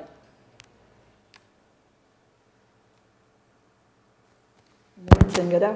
Bai, oain ondo. Titulua esplikatu nahi nuke lehenengo. Batetik la censura gubernativa, hau da, gobernutik, boteretik egiten dan zentsuraz hitz egiten ari da. Zeren zentsura berez konzeptu orokorra da. Zentsura denok eragiten dugu, maila gehiagon edo gutxiagon. Hori ez da esaten diogu umetikilari, hori itxusila da esatia. Edo kexatzen ari da nagureari eta ja, kexati hutsa zera. Reprimitu, zentsuratu egiten ditugu bere adierazpenak. Beraz, botereari dagokion edo doakion, nola esateko, agintearen alderdi bada zentsura, besteen gainean ejertzitzen dan zentsura. Zentsurarekin espainolak, eta espainolez, ari naizenean berdin hitz egin nezake, frantziako ez, oso ohituta geunden mendeetakoa baita esate baterako Eliza Katolikoak eragin duen zentsuraren zama. Ez da kontu berria. Inkisizio sortu zenetik, ja gainera tankera zera bat, instituzional oso konkreto eduki duen esparru bada. Beraz, zentsura ez da frankismoari bakarrik atxikitu behar diogun zerbait, baizik eta botere gune autoritario guztiei ezarri behar dioguna. Kontua da, frankismoak lotura duelarik zuzenik autoritarismo fascistekin oso kontzientzia handia daukala prentsa eta propagandaren eraginaz. Eta beraz, bere zentsuraren aktuazioa bereziki bideratzen da prentsaren ideien zirkulazioa kontrolatzeari. Horregatik, berak egiten duen lan hori, la censura gubernativa y el libro vasco deritzan hori, frankismoak prentsari eta bereziki euskal liburuaren gainean egindako zentsurari atxikitzen zaio. Zergatik hartzen dituen epe horiek, 36-83, esango nuke zehazki lotuta dagoela tituluaren bigarren parteari. Non esaten duen, análisis de los informes del electorado. Análisis de informes de electorado. Informes de electorado direlako horiek gero erakutsiko ditut pare bat, izaten ziren irakurle izen eufemistiko hori, zensoreei ematen zitzen izen hori, betetzen zituzten informei. Non adierazten zuten liburu bat atera ziteken ala ez, eta ateratzekotan ze zuzenketa egin behar zitzaizkion. Zer komeni zen ezabatzea, zein orrialdetatik, zein orrialdetara aldaketak eragin behar ziren, eta bar. Hoiei informes de electorado hitzen zaie, delako informe horiek bilduta daude Alcalá de Henareseko artxibategi batean, non aga letreekin ezagutzen duen, Archivo General de la Administración, non biltzen diren instituzio ezberdinek, zeren frankismoa luzea izan zen, eta denbora horretan instituzio ezberdinen bitartez egin zen zentsura lan hori, gero ikusiko dugu, zeintzuk, eta zentsura lan horren artxibuen bilketa leku horretan pasazituen Juan Marik hainbat urte, informe horiek ikusten, eta euskal liburuari buruz informe horietan esaten zena ikertzen. Zentsurari buruzko doktorego tesi hori, esan dudan bezala, 85ean bukatu zuen, eta hurrengo 2 urteetan Euskal Kultura Gaur liburu horri emana egon bazen ere, 88, 89 eta 2000 3 liburu, bata bestearen segidan, izan ziren tesi lan horren gizarteratze bideak. Hau da, moldaketak eginez, zatiak aukeratuz, egindako 3 liburu ikusi ditzakegu. Lehenengoa, 88ko Euskal idazleen gainean egindako zentsuraz hitz egiten da. Eta hor, Franco aurreko gobernuen zentsurei buruz ziarduen Juan Mari Torrealderen lanak. Bigarren liburua, importantea da, esango nuke, zentsura ideologikoaren esparrua gehien bat liburu horretan jorratu zuelako. Hau da, Euskal Gaia, komila artean esan da, gai orokor bat izan daitekena, gero zehaztuko dut zer den, Euskal Gaiari buruz zentsurak zeukan obsesioa. Hor bai, esan daitekela, lektore, zentsore, horiek Euskal Gaiaren gainean zeukaten arreta berezia, etzedin liburuetara eta prensara bideratu komeni etzen mezurik. Azken liburua berriz, gehien bat, Euskal liburua euskarazko literaturaren gainean, Euskal liburuaren gainean, egindako zentsurari buruzkoa da hartaziak. Esango genuke, nik lan egiten dudan arloan, ezagunena edo landuena duguna. Euskal liburuaren zentsura faktoreak, hau da, zerk ejertzitzen du Euskal liburuaren gainean zentsura, 4 arlo ezberdinetan bereizi zuela Juan Marik. Eta interesgarria da, zein metodologikoki, zein zorrotz, zein gai bati modu sistematikoan, hau da, zirrikiturik utzi gabe, eta eraberian koherentziarik galdu gabe ekiteko. 4 puntu hauetan, eta nek egingo dudan hitzaldian 4 puntu hauen garapena egingo dut, honako hauek dira. Batetik, euskarak berak jasaten zuen bazterketa politika. Frankismoak asmatu ez zuena, mendeetatik zetorrena, eta esango genuke gai hori, Juan Mariren gai zentraletakoa da. Hau da, bazterketa politika horrek, idazlearen alfabetizazioa, irakurlearen formakuntza eta sorkuntza erabat baldintzatu eta debekatu zuelako de facto, beraz, zentsura bat dago lehenengo euskararen gainean, eta horrek dakarkion, idazleari dakarkion tradizioaren falta. Hau da, ez dago idazle belaunaldien ekarpen bat, mendez mende idazlez belaunaldi transmititzen dena. Horren falta, tradizio falta, oso presente dago 70 belaunaldiko ez dakit, euskal kultura ezagutu genuen guztiontzat, eta tradizio falta horren gatazkak zera handia egiten zuen, mina handia egiten zuen. Bigarrena, zentsura gubernamental sistematikoa izango da, horri buruz hitz egingo dugu, hau da, frankismoak ezarritako prozedurak liburuak kontrolatzeko. Hirugarrena, idazlearen autozentsura izango litzateke, idazleak eurak liburuak debekatzea eta gorriz tindatzearen ondorioz egiten duen ikasketa, hau ez daiteke esan, beste hori modu zeharkakoan bakarrik izan dezaket, eta bar, ikasi egiten du, barneratu egiten du, zentsuraren gramatika, bere burua egokitzeraino liburuak egiterakoan. Laugarrena izango litzateke argitalatxeek garaturiko posibilismoa. Juan Marik laugarren atal honi ematen zion garrantzia handia, zeren esaten zuen ikasketa hori, idazlek ez ezik argitaletxeek egiten zutela, eta gainera, beraien kasuan ikasketa hori ekonomiaren indarraz zamatuta zegoela.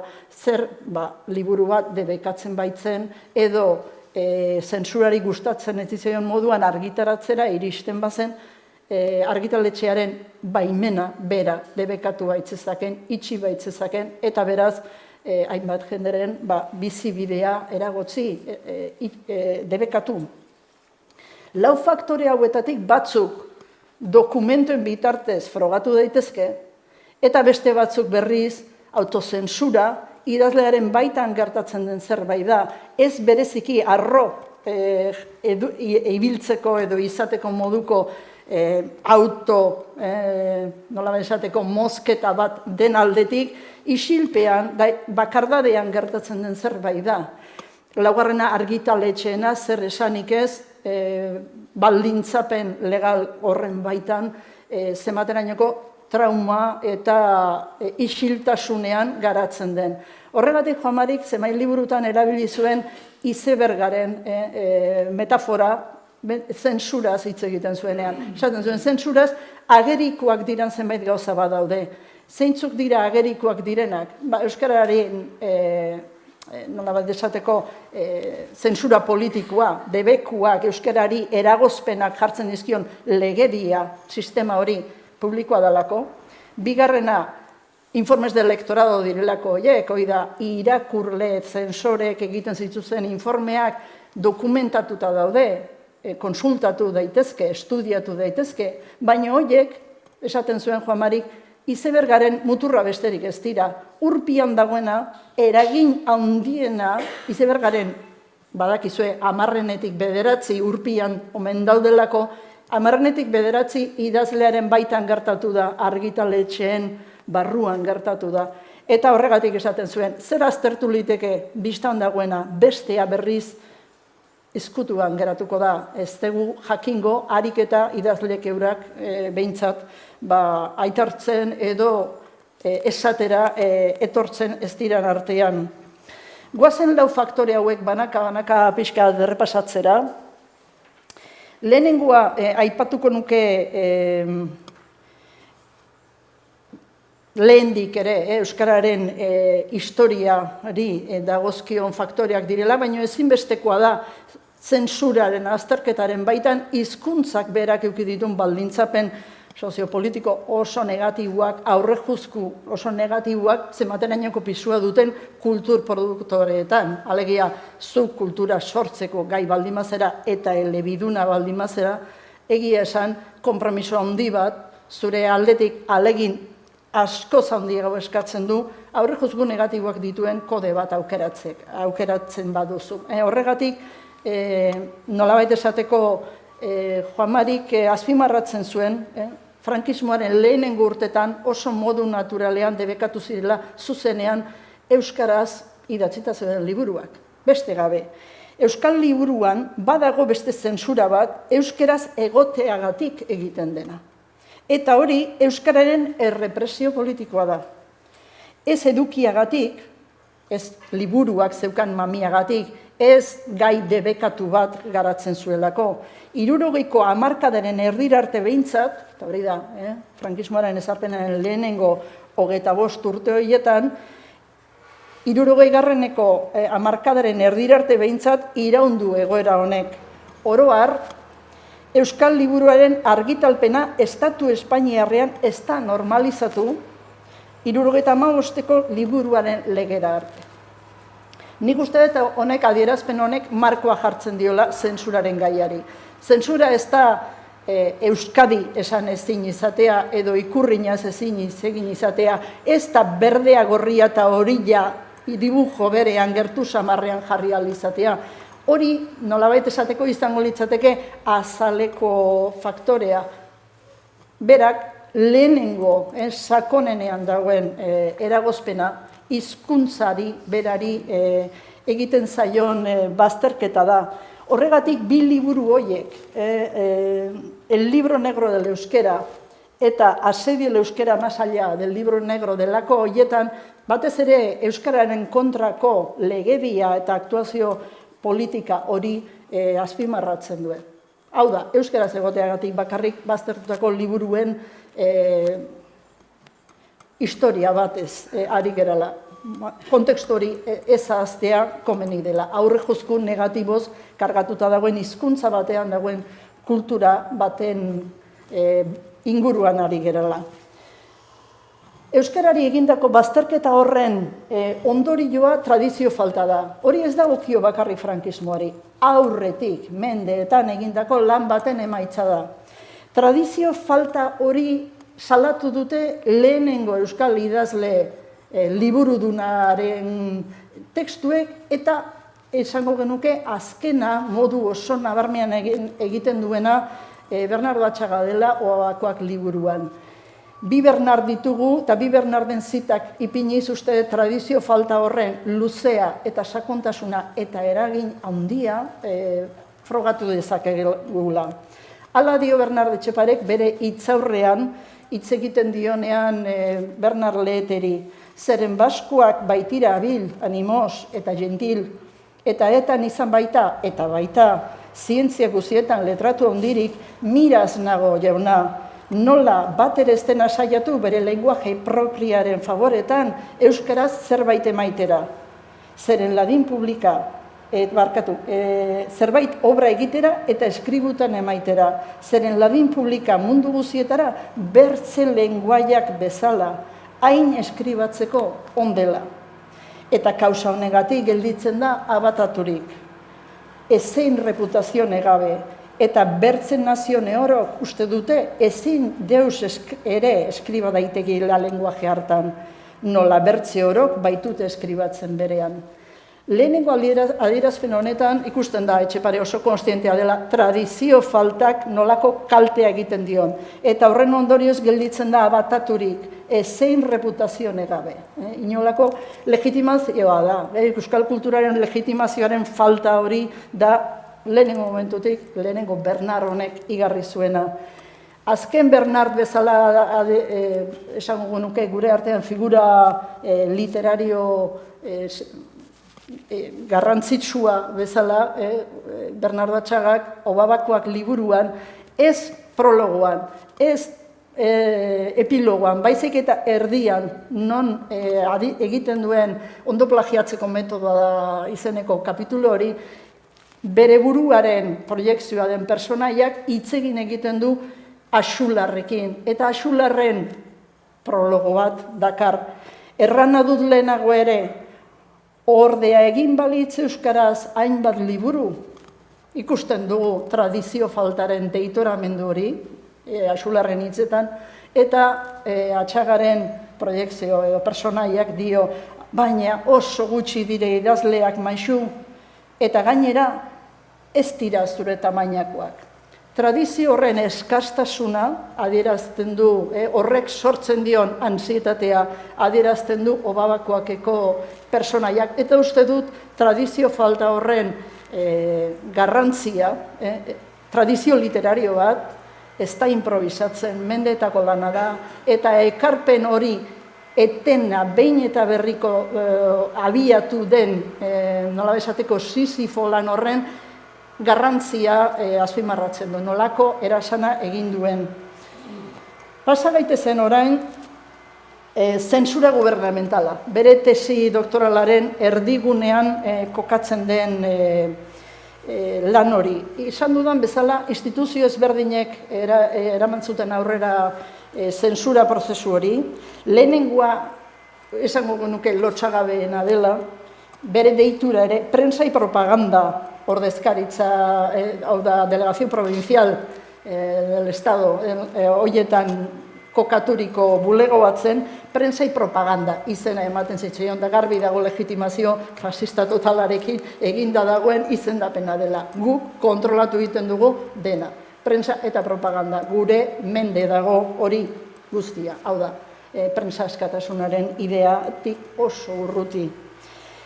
Gero, berriz, 60etan esan dudan mozuan, jadanik regimenak legitimazio internazional bat bilatzen duenean, alde batetik, 25 años de paz izeneko kampaina handiarri hasiera ematen dionean, Europatik zenbait direktiba jasotzen ditu, eta tartean da zentsura ditzen den edozer izkutatzeko.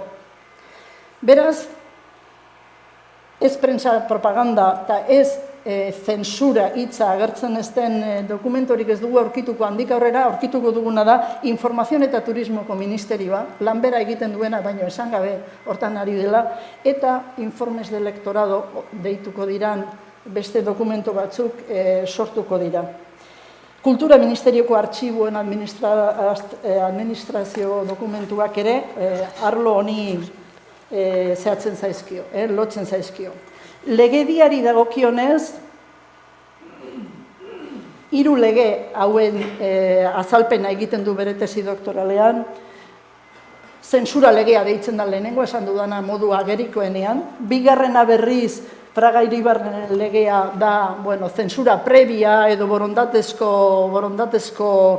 aurkezpena deitzen den horrena, eta azkenekoa izango litzateke 77an errege dekretua demokraziaren hasierari ematen diona. 3 lege horien arabera 3 aldi ezberdin berezi zituen bere tesi doktoralean Juan Marik. Batetik lehenengoa, falangearen printzipioen ezarpen ideologikoa finkatzen duena, eta horrek 51 arte irauten du. Falangearen autoridadeak dira zentsuraren ardura dutenak. Bigarren aldia, 51tik 62 arte irauten duenak, bere ustez sektore katolikoen eskuetan dago, eta beste deitura bat jasotzen du, zentsura previa, aurretikako zentsura deritzo. Legitimazio aldia edo regimenaren bigarren aldi horri ekiten zaionan, hau da 63tik aurrera, ardatz nagusia Fraga Iribarneren lege hori izango du, eta borondatezko konsulta deitura eufemistiko horren pean garatzen da, aldez aurreko depositoa deitzen den horren bitartez biltzen dira argitaragaiak, eta gehienek jotzen duten noski aurretik asko edizioak aurkeztera, zeren bestela behin argitaratu ezkero sekuestroak eta debekuak etortzen dira argitaletxeentzat. Zer bilatzen zuen zentsurak, zer jarraitzen zuen? Pentsatu dezakegu, tartean izanik falangea eta autoridade katolikoak, tabu moral eta religiosoak izango direla nagusi. Eta egia da, sexua, adulterioa, prostituzioa, eta gai hoiekin zerikusia dutenak, zuzentzen direla. Bigarrenik, euskal gaia deitzen den hori, modu oso orokorrean deitzen den hori, orokorrean da, modu errepresentatzeko modua. Gerra Zibila nola aipatzen den, Gernikako bonbardaketa nola kontatzen den, abertzaletasunaren eta haien buruzagien nondik norakoak, haien ikurrak aipatzen diren eta nola aipatzen diren, zertarako aipatzen diren, miresmenez, debekuz, mespretsuz, federalismoa, foruak, hau da, konzeptu politikoak, abertzaletasunarekin zerikusia eduki dezaketenak dira fokoan hartuak. Hirugarrena, beranduago, behin eta erakundearen jarduna hasi ezkeroztik, arreta berezia ezarriko da, tortura edo abusu polizialak edo antzerako gaien aipamenak. Zein da arrazoia betikoa? Gaia aipatzea bera, jadanik, haien apologia implizito baten arduradun egiten ditu. Horregatik da, gai hoien zera hain nabarmena.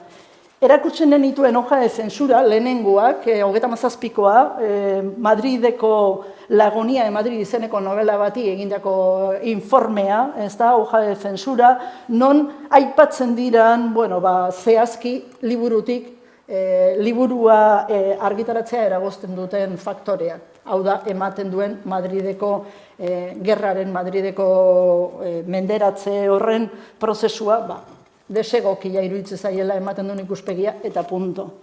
Beste aldian eukiko genuke informe de elektorado, eta azpimarratu nahi nituen hor goian agertuko liratekela zentsuraren objektiboak zeintzuk ziren. Hau da, zer esaten da ministroez, zerbait esaten da moralaz, Eliza nola agertzen da delako tekstu horretan, halako aztergai konkreto batzuk zituen irakurketa hori egin behar zuenak. Beraz, erantzun beharreko finkoak zeuden.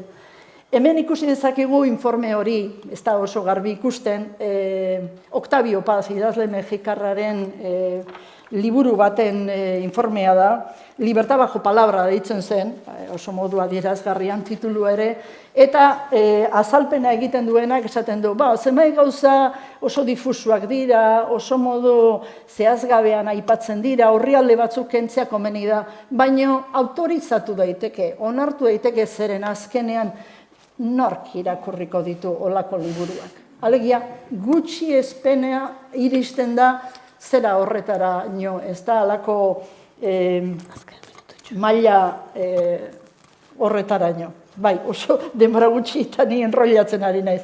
Bueno, zentsura gubernamentala, nik uste dut zela bere aztergaiaren muina, bere eraginkortasuna batzuk joera dute gutxi estera, esatera irrigarria zen, arbitrarioa zen, batzuk hola eta besteak hala egiten zuten. Esango nuke, ez dela batere gutxietsi behar alderdi hori, zeren berak esaten zuenez, euskarari behintzat eraginkor, euskararen kulturari eraginkortasun handiz eraso zion, eta esan daiteke euskal identitatea ezabatzea edo tabuizatzeraino iritsi zela, euskara ezgai, pensamentu sorkuntza eta ikerketa lanetarako ezgai bezala erakusteraino edo frogatzeraino iritsi zela, eta hirugarrenik, grabea bere horretan debate ideologiko garaikidea zehatu zuela. Erabat, desertu kultural hori, Lore kasieran aipatu duen, desertu kultural hori ekartzeraino. Denborarik banu, eta ez daukat, hitz egingo nizueke autozensuraz. Berak esaten du autozensura idazlearen baitan gertatzen dela, berarentzat zama lorra handia dela aipatu ez ditzaken hainbat kontu egotea, baina batez ere esaten du literatur produkzioari berari ere eragiten diola. Zeren idazleak nola esan ezin duen hori esateko grina hori duen, halako hizkera paraboliko bat sortzera iristen dela. Esango nuke parabola hitzaren zentzuan, alegia irakurtzen dezun hori ez da benetan idazleak esan nahi duena, baizik eta horrek seinalatzen duen beste zerbait, beste historia bat. Esango nuke Gabriel Arestiren lana, ibilbide horretan kasu adierazgarriena dela, alegia esaten duenari baino gehiago esan nahiko lukenari, lerro artean iradukitzen duenari begiratu behar diola. Eta horrek, esaten zuen Joamari Torrealdek esaten zuenez, horrek lan handia jartzen dio irakurleari.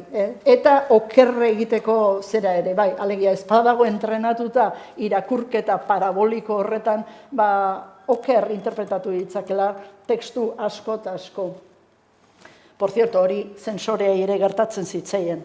Esate baterako gogoan dut, Jon Etxaideren liburuak aurri ipuin batzuk zirenak, liburu libidinoso eta zikin ezain moduan irakurri zituela zerak lektore edo zensoreak. Laugarren puntua aipatu nahi nuena zen argitaletxeen atala.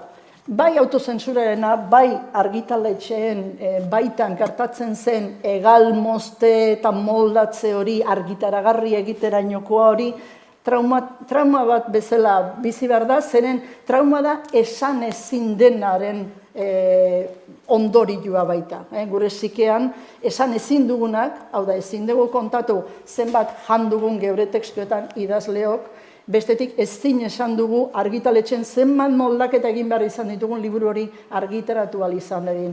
Horregatik, esan ezina delako trauma da, izebergaren beko partea da, dokumentorik ez dagoelako eta ez daukagulako argitaletxeetako arduradunen multen adierazpenak besterik ez daukagulako Jon Etxaide bezalako idazle baten esperientziaren adierazpen mindua bezalako ez aparte beste ezer. Berak esaten zuen bezala, editoria zensore bihurtzen zen malgré lui, nahi espazuen ere. Azken hitzak, esango genuke, azken 2000 urtetik aurrera, 18 arte, etziola berriro heldu zentsuraren gaiari, neurri batean etzile hartuta esango nuke. Alegia, demokraziaren etorrerak pakto de silencio delakoaren baitan, euki zuen alderdietako bat izan zen, ahaztu gaitezen zentsurak egin digunaz.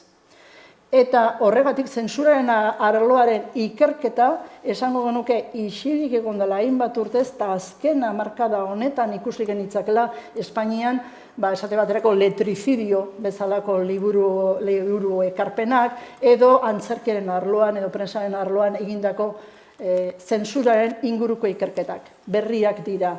Esango genuke beste 25 urte, bake urte pasa direla zentsuraz hitz egin ahal izateko. 2019an argitaratu zuen dela hogera alabi rojo. Eta bere ustez, liburuak erretzea edo zentsura egitea lapitza gorriarekin ekintza beraren, logika beraren adierazpenak ziren. Horregatik hitz egiten zuen berak desmemoria programada izeneko konzeptuari buruz. Bai, ez dezagun hitz egin demokraziaroan, demokraziaz gaudenez, utzi ezagun atzera zentsuraz hitz egitea. Baina desmemoria programada horren, formulazio horren baitan, Juan Marik hitz egin nahi zuen, ahaztea aukeratu duen gizarte batek, eramango duen esangabeko horren zama. Horregatik, bere azken hitz hauek esanez, bukatuko du Lore, barkatu luzapena. Zentsura kontutan luze aritu naiz, badakit, berak bazekien gai horretan tema handia izan zuela. Alferrik ez delakoan nago, garai honetako kultur jarduera balioztatzerakoan ukaezina baita politika administratiboaren baldintza erabakiorra nolabaiteko zehaztasunez ezagutzea. Beraz, etzen inola ere bera desmemoria programada horretan kolaboratzaile bat izan, are gutxiago Euskal Liburuaren kasuan. Eta memoria horren lekukotza utziz, idatzi zizkigun liburuak, eskertuz bukatu nahi nuke nire presentazioa. Eskerrik asko.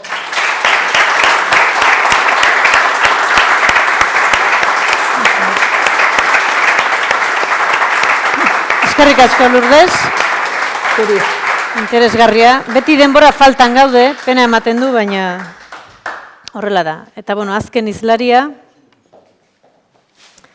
Imanol Murua, kazetaria, EHUko irakaslea, jakin taldeko kidea egun, baina jakin aldizkariko langile ere izan zen, Juan Mariren adiskide eta laguna. Eta, azken adar bat Torrealdairen enbor horretatik, ez? Kazetaritza, euskal kazetaritza, bai kazetari gisa eta baita ere Juan Mariren obsesioa, edo egin behar horietako bat euskal prentsaren sorrera eta iraunaraztea. Zure da hitza, Imanol. Zure baimenak egin zutitu ingo naiz. Hori da. Bertate, pantailatik gauzak irakurriko ditu dalako. Osondo. Bueno, Juan Mari Torrealdai gaztetan etzan kazetaritza fakultatera joan, beste batzuk joan ginen bezala, baina gaztetan kazetaritza fakultatera joan ginenok, hasi ginen adin berian hasi izan, bera ere, kazetari gintzan, bere orduko lanbide nagusia. Ez pasan ere, itzali honen oinarrian daun artikulua egiteko, hemerotekan bila hasita iritsi nintzen 1975. 1975an Juan Mari Torrealdaik 23 urte zituen, ikaslea zen Arantzazun, baina kazetaritza praktikak ere egin zituen, guk egin genituen bezala, eta gaur egun ere ikasleak ere 22-23 urtekin egiten dituzten bezala. Durangoko azokako lehenengo edizioan, bertan izan zen, imaginatzen naiz, grabagailu handi batekin joango zitzaiola Leopoldo Zugazari, eta entrevista egin zion, eta orduko jakinen, 1975ko 20. zenbakiko jakinen, bere artikulu atera zen, elkarrizketa bat. Badu bere zitasuna, Leopoldo Zugazak nunbait eskatu zion bere izena ez agertzeko, eta Juan Mari kazetariak errespetatu egin zion, eta horrela aurkeztu zuen. Horregatik egin dut zadaz, berari itaun batzuk, Euskara Batuaren aurre historian gaude, 75. Ez da iminik gura izan bere izenik. Horren ordez gerediagatar bat lez, dedila agerbera, esan eustan. alan dabe, han egon ginenok badakigu nordan. Leopoldo Zugazazala gero bera kontatu zuen, Euskaldunon egunkariaren lehenengo zenbakian, zutabe gile bestela egin zuen lehenengo zutabean, artikulua aipatu zuen, bezan zuen nola Leopoldo Zugaza elkarrezketatu zuen lehenengo edizioan. Bueno, kuriosia bezala. Hau da, nik topatu dudan lehen kazetari lana. 73an ja bere sinadura agertzen da bai anaitasunan eta bai egan aldizkarian, gehiago diago gogoeta pertsonalak, filosofikoak, teologikoak, gutxi batzuk dira 73koak, baina gero 75an ja lehenengo kazetaritza lanak agertzen dira. Hau da bat, gero beste bat, zenbaki berian apartheid politikai buruz, saiakera eta kazetaritzan arteko artikulu bat. Urte berian anaitasunan Arantzazuko ibilaldiaren, euromesaldiaren kronikatxo bat egiten du, baina han egon da parte hartu dutenekin eta hitz egin du haiekin, da haien aipuak daude kronikan, eta kazetaritza da. Ez da bere kazetaritzan edabidetan utzi digun ondarearen parte nagusia. Baina, balio digu, garai hartan, anaitasunan eta jakinen agertzen da bere sinadura, hauek aurrenengoak dira, baina gehiago ere agertzen dira 75-76 horretan, jakin aldizkaria orduan Arantzazuko ikasleen aldizkaria zen, anaitasuna ere Arantzazuko ikasle Bizkaitarren esku zegoen urte haietan, ardurabian, eta hor agertzen dira bere lanak, baina balio digu ikusteko kazetari ere ibilizala gero zuzendari eta eragile baino lehen, gaztelera ez esaten da antes cocinero que fraile, ez?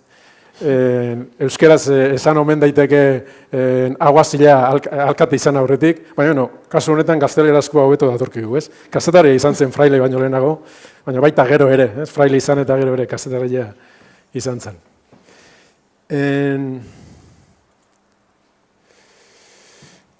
76an badago bere artikulu bat, 77ko aroa iragartzen duna. Ikusten daia, 25 urte izango ditu hemen, 25 urterekin, badakaia idea nahiko sendo, intuizio sendo batzuk gero jakin izango danari buruz, ebandi gutxira jakin izango danari buruz.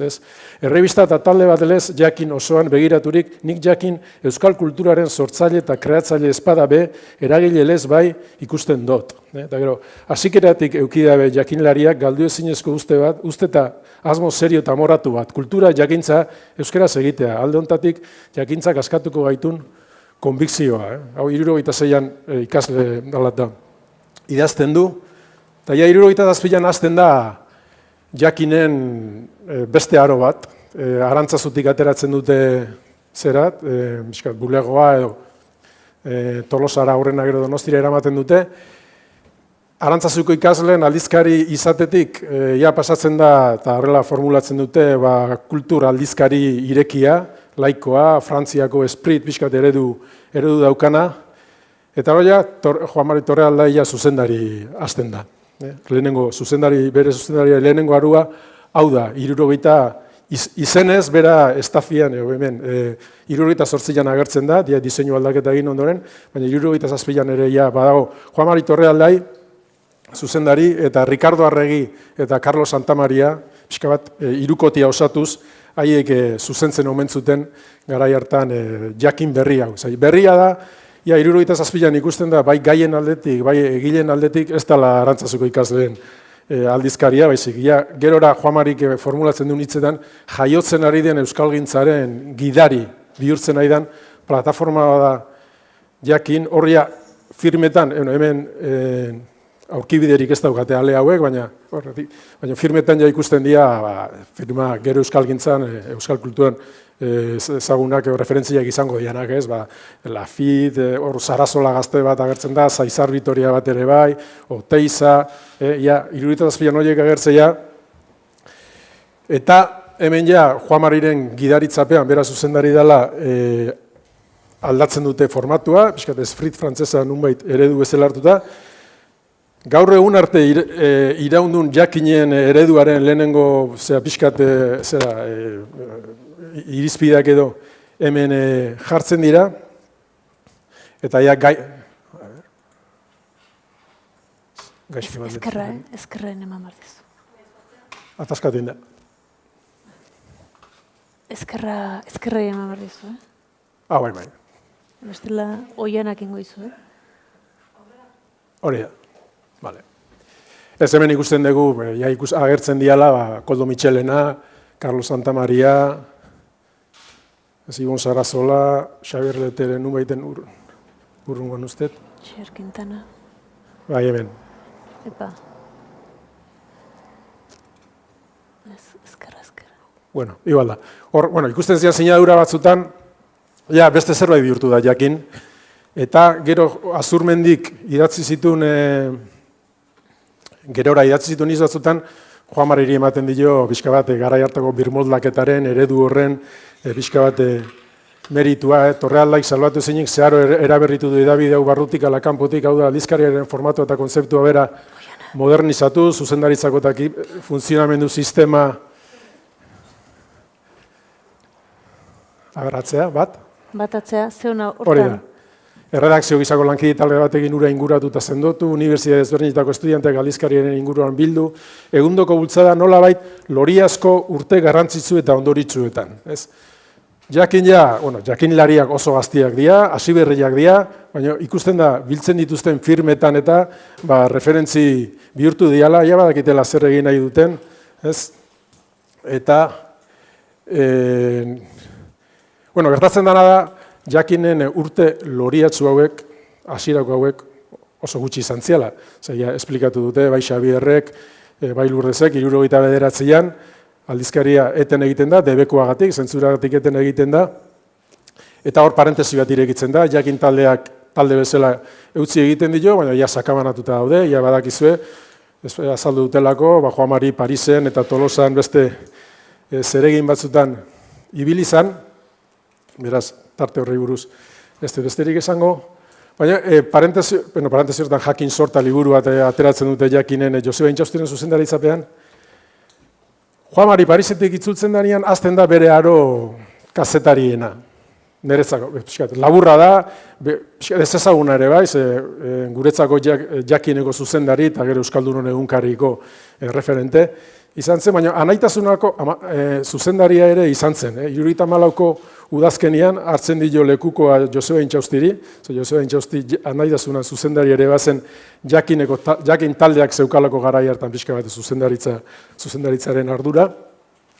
Juan Marik hartzen du zuzendaritza, eta hemen datorre horren zu bai.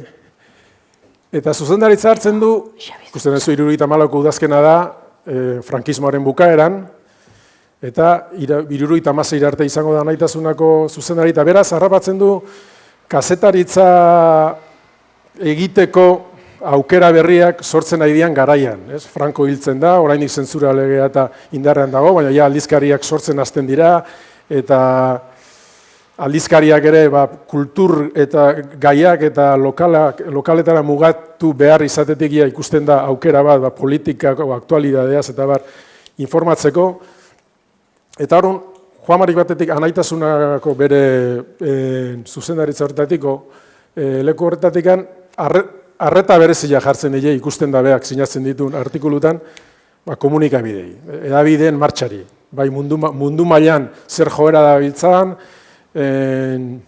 aldizkari gintzan zertan adiren besteak, eta gero Euskal Herrian ze aukera ari diren sortzen aldizkarien aldetik, garai hartan izan zen egunkari bat sortzeko 75 proiektu bat, herria izenekoa, euskara zaleak taldeak egin zehatutakoa, pentsatu eta prestatutakoa, euskara batuaren kontra zegoen joera kontserbadoreko jendea prestatutakoa, eta kuriosoa da, garai hartan Juan Mari Torrealdai, 75 da, beste garai bada, eta egunkaria egiteko, eta horrela egiteko, eta horiek egiteko, oso iritzi eszeptikoa agertzen dut, eta gehiago dago hemen, garai honetan aldizkarien aldeko apustuan, ez? Eta hor gogo eta asko, gehienak anaitasunan argitaratuakoak, eskuizkribu batzuk ere badaude, eta hor anaitasunako garaian alde batetik jartzen du begia aldizkari gintzan, euskerazko edabideetan, mundu mailako joeretan, hor ikuste ditugu artikulu batzuk, Liberazion, eta aurrenengo artikuluara da Madrilen Cambio 16 taulakoak sortu direlako egiten du gogoeta bat, eta honera etortzen da, hemen ere zer egingo dugu, Le Monde hauzitan, da aldi horian Euskal Prentza Euskeraz aldizkari berriak, horretan dabil. Gero pixkat ikusiko dugu, zein dian bere argumentuak edo. Eta bestetik, hor dagoela, nahi dazune zuzendaritzan dago, urte gutxi lehenago Jakinen egin zuen antzeko egiten du. Birmoldaketa bat gidatu zuzendu. Anaitasuna hartzen du zentzura estuetan lanien izan garaian, baina aukerak sortzen dira eta anaitasuna nolabait bihurtzen hasten da informazio orokorreko 15 bat, politikaz ere informatzen duena, eta hor barruan Juan Marik sinatutako, ez dakit editoriala o Juan Marik sinatutakoa zen, uste dut berak sinatutakoa zela, agertzen da, pixkat, kezka bat, euskal kazetagintza anaitasunaren antzera kinkalarri gaiztuan dago oraindik, eta batez ere egona da, eta hor amateurismoa aipatzen du arazo bezala, hori konstante bada, Juan Marik garai hartan kazetaritzaz edabidez hitz egiten duenean, edo idazten duenean, euskarazko kazetaritzan profesionalismorik apenas dago, hori gainditu egin behar dugu, anatasunaren bizitza aldatzera, aldazgora bat dela, hori pasa bestea, hori da, hemen dago, anaitasuna ez da geldi egoteko jaioa, eta hor hildo berri baten atzetik ari gara, eta hemen galdera bitartez, iragartzen du zer izango den hortik aurrea anaitasuna, ez? Euskal News Magazine bat, ez? Magazin formatuan horren Time, Newsweek, horiek referentzia ziren, beak beste artikulu batzutan horiek aipatzen ditu, hemen Europako joera aipatzen ditu, eta salto ematen dute, aldi berian zeruko argiak eman zuen bezala, informazio orokorreko aldizkari eta News Magazine formatuko aldizkari izatera. Pasa bat. Ez, hemen ikusten da, aurreko aldiko azkenengo bialiak, 75koak, eta 76an, portada aldatzen da, barruko diseinu aldatzen da. Aurrenengo bi azalak ez dira oso periodistikoak, hemen titularrik ere ez dago. Ikusiko dugu segituan, hartzen dutela, gerora News Magazine edo aldizkari, informazio orokorreko aldizkariak ezagutu du izan duten pixkate formatoetara. Hau da pixka bat, Juan Mariren garai kazetariena, 15 badalako, eta hor dabitzalako 15 gaina 76a da, informazio politikoa, gertaera politikoak oso abia da hundilan ematen nahi dira, eta horren jarraipena egiten dute, baina adibidez, 76ko azaletan ikusten da Juan Mariren edo Jakin taldearen eskua gaien aukeraketan, kulturak, euskerak, presentzia hundila dauka, ez? Politikako gaiak aukeratzeko ere hor ikusten da pixkat ikuspegi zabaltasun bat, baina ikusten dituzu euskaltzain dira, Ricardo Arregi, 24 orduak euskeraz, alkaten mugimendua, Agirreren gobernua eta Txalbador, ez?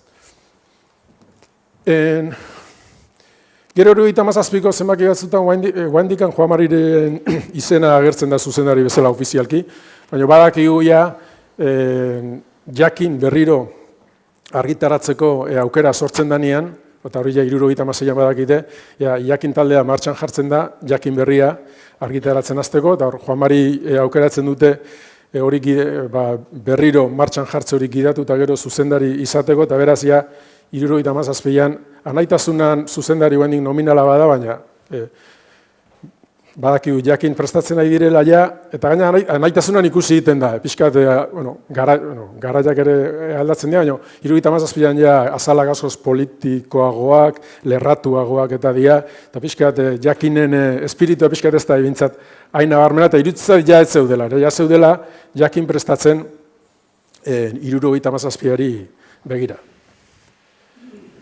Pasau, luzatuko naiz. Hori da. Bueno, Xabierrek lehen erakutsi du, 77ko lehen zenbaki hau. Eta, hemen hasten da Jakinen oraingo garoa. Nolabait, hemen finkatu zen Jakin zer izango zen.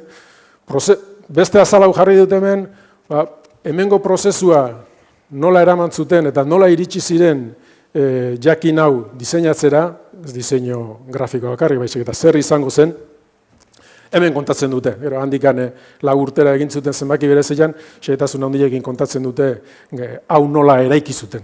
Hori interesatze bazaio, hor daukazue.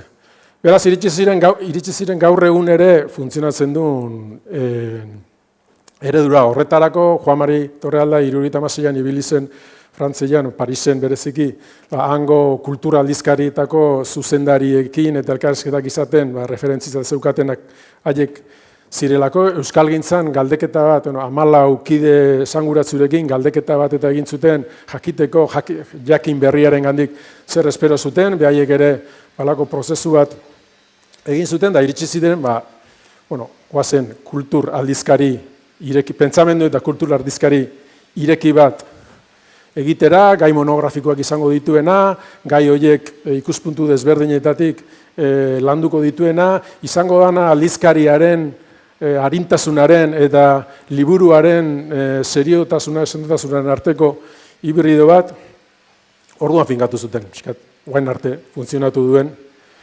eredua. Asko sakondu liteke hemen, baina guain erreparatuko diet jakinekin, 77ko arautik ia hasita, hemen ja finkatzen diren, izan dituzten, lehen Davidek erabili duen termino erabilita, konstante batzuk, pixka bat gero egunkariarekin konektatuko gaituztenak. Zer nik ikusten dut, pixka jakinen izan zituzten irizpideak, markatu zituzten hildoak, gero beste era batea, beste formato batean, beste maiztasun batekin, egunkariak garatu zituela, ez? Orduan, batzuk dia Davidek ere aipatu ditunak, euskalgintzako bere konstanteak, euskal edabideetan kazetaritzan ere konstante izan dianak, ez? Kulturaren autonomia, ez? Kulturgintzan, edo kasunetan kazetari gintzan, morrontzari gabe, morrontza politikori gabe aritzea, ez?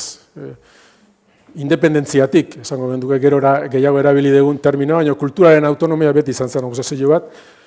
Jakinek, nolabait hori, Juan Marin diskursuan beti ikusi dugu, irakurri dugu, entzun dugu, eta jakinen praxian ere eman da, ez? Eta jakinek bere diskursuan ere bai, adibidez hau da editorialetako bat, hori aipatzen duten editorialetako bat 98koa, euskal kulturak bere autonomia bilatu behar du euskal herrigintzaren barruan, bere eremu propioa eta libre eratuz, kultura ezin da ulertu mundu politiko eta ekonomikoaren azpiko kategoria zoiltzat etengabe horren menpeko. Beraz, hau da, konstante badia jakinen ikusten deguna. Urrungoa? Hori da.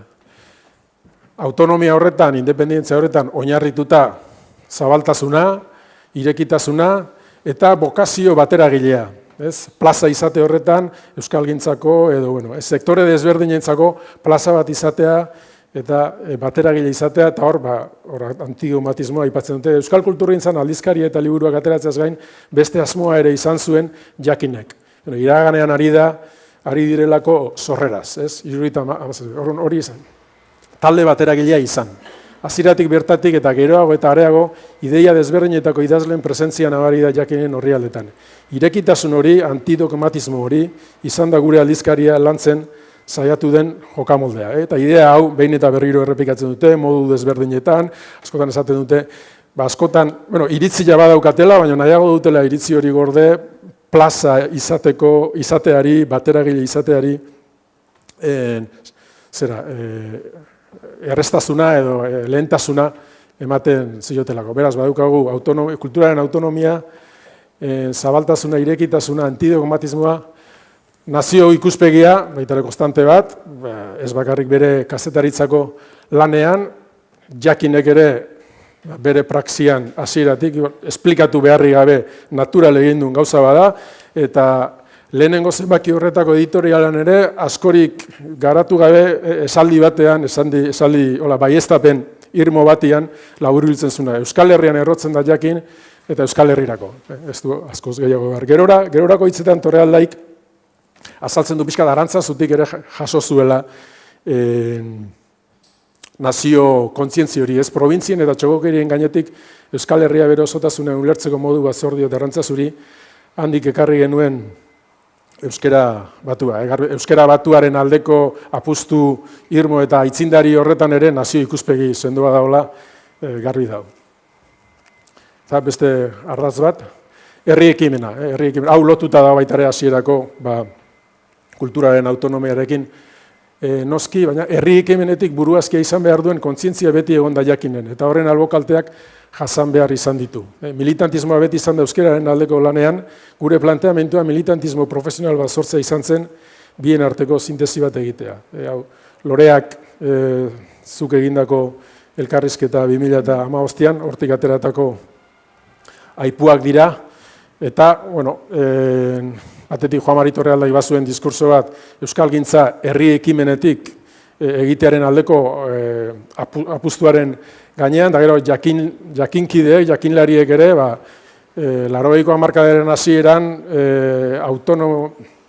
autonomia erkidegoen egiturak eta eratzen hasi zirenean, eta euskalgintzaren zati handi bat instituzioetara joan zen, eta jakinen apustu bat egin zuten, pixka bat euskalgintza zibilean jarraitzearena eta euskalgintza zibiletik proiektuak bultzatzearen aldeko apustu egin zuten, eta nik uste hori dela baita ere, uste Davidek eraipatu duela bere konstantetan, herri ekimenari balioa ematia.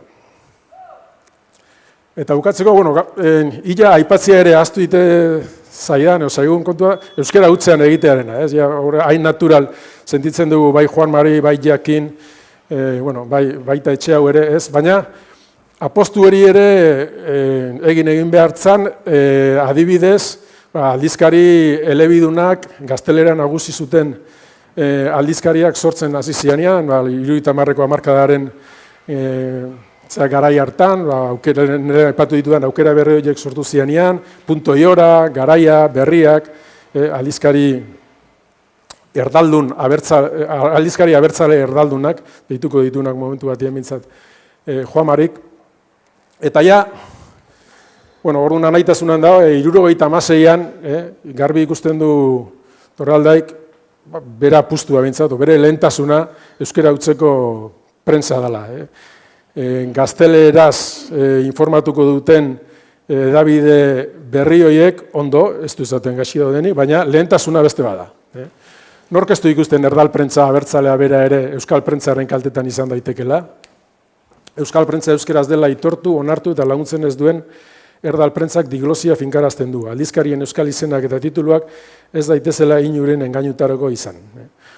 Hemen ez da deia eta egin buruz, hemen gehiago da punto iora, garaia, berriak, oiei buruz.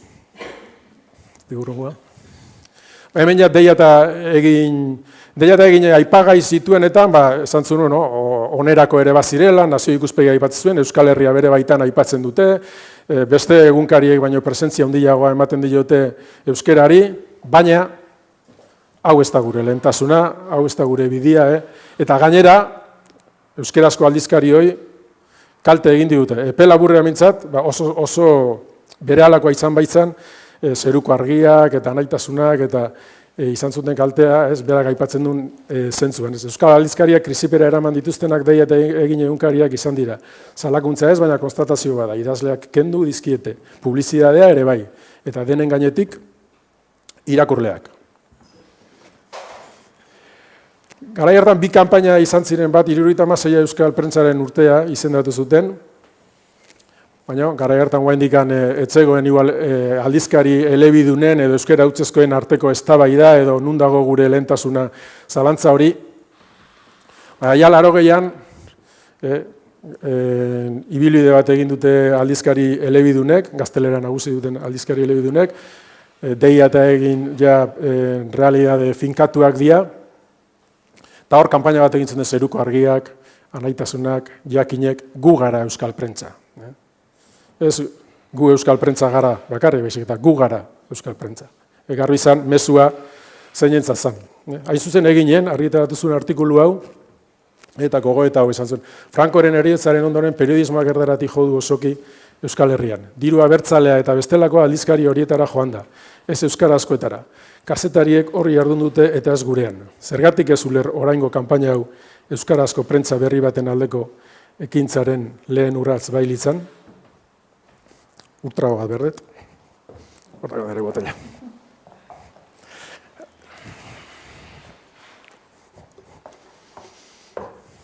Pausa hau egin dut baita ere, egunkariaren kapituluan sartuko gerako.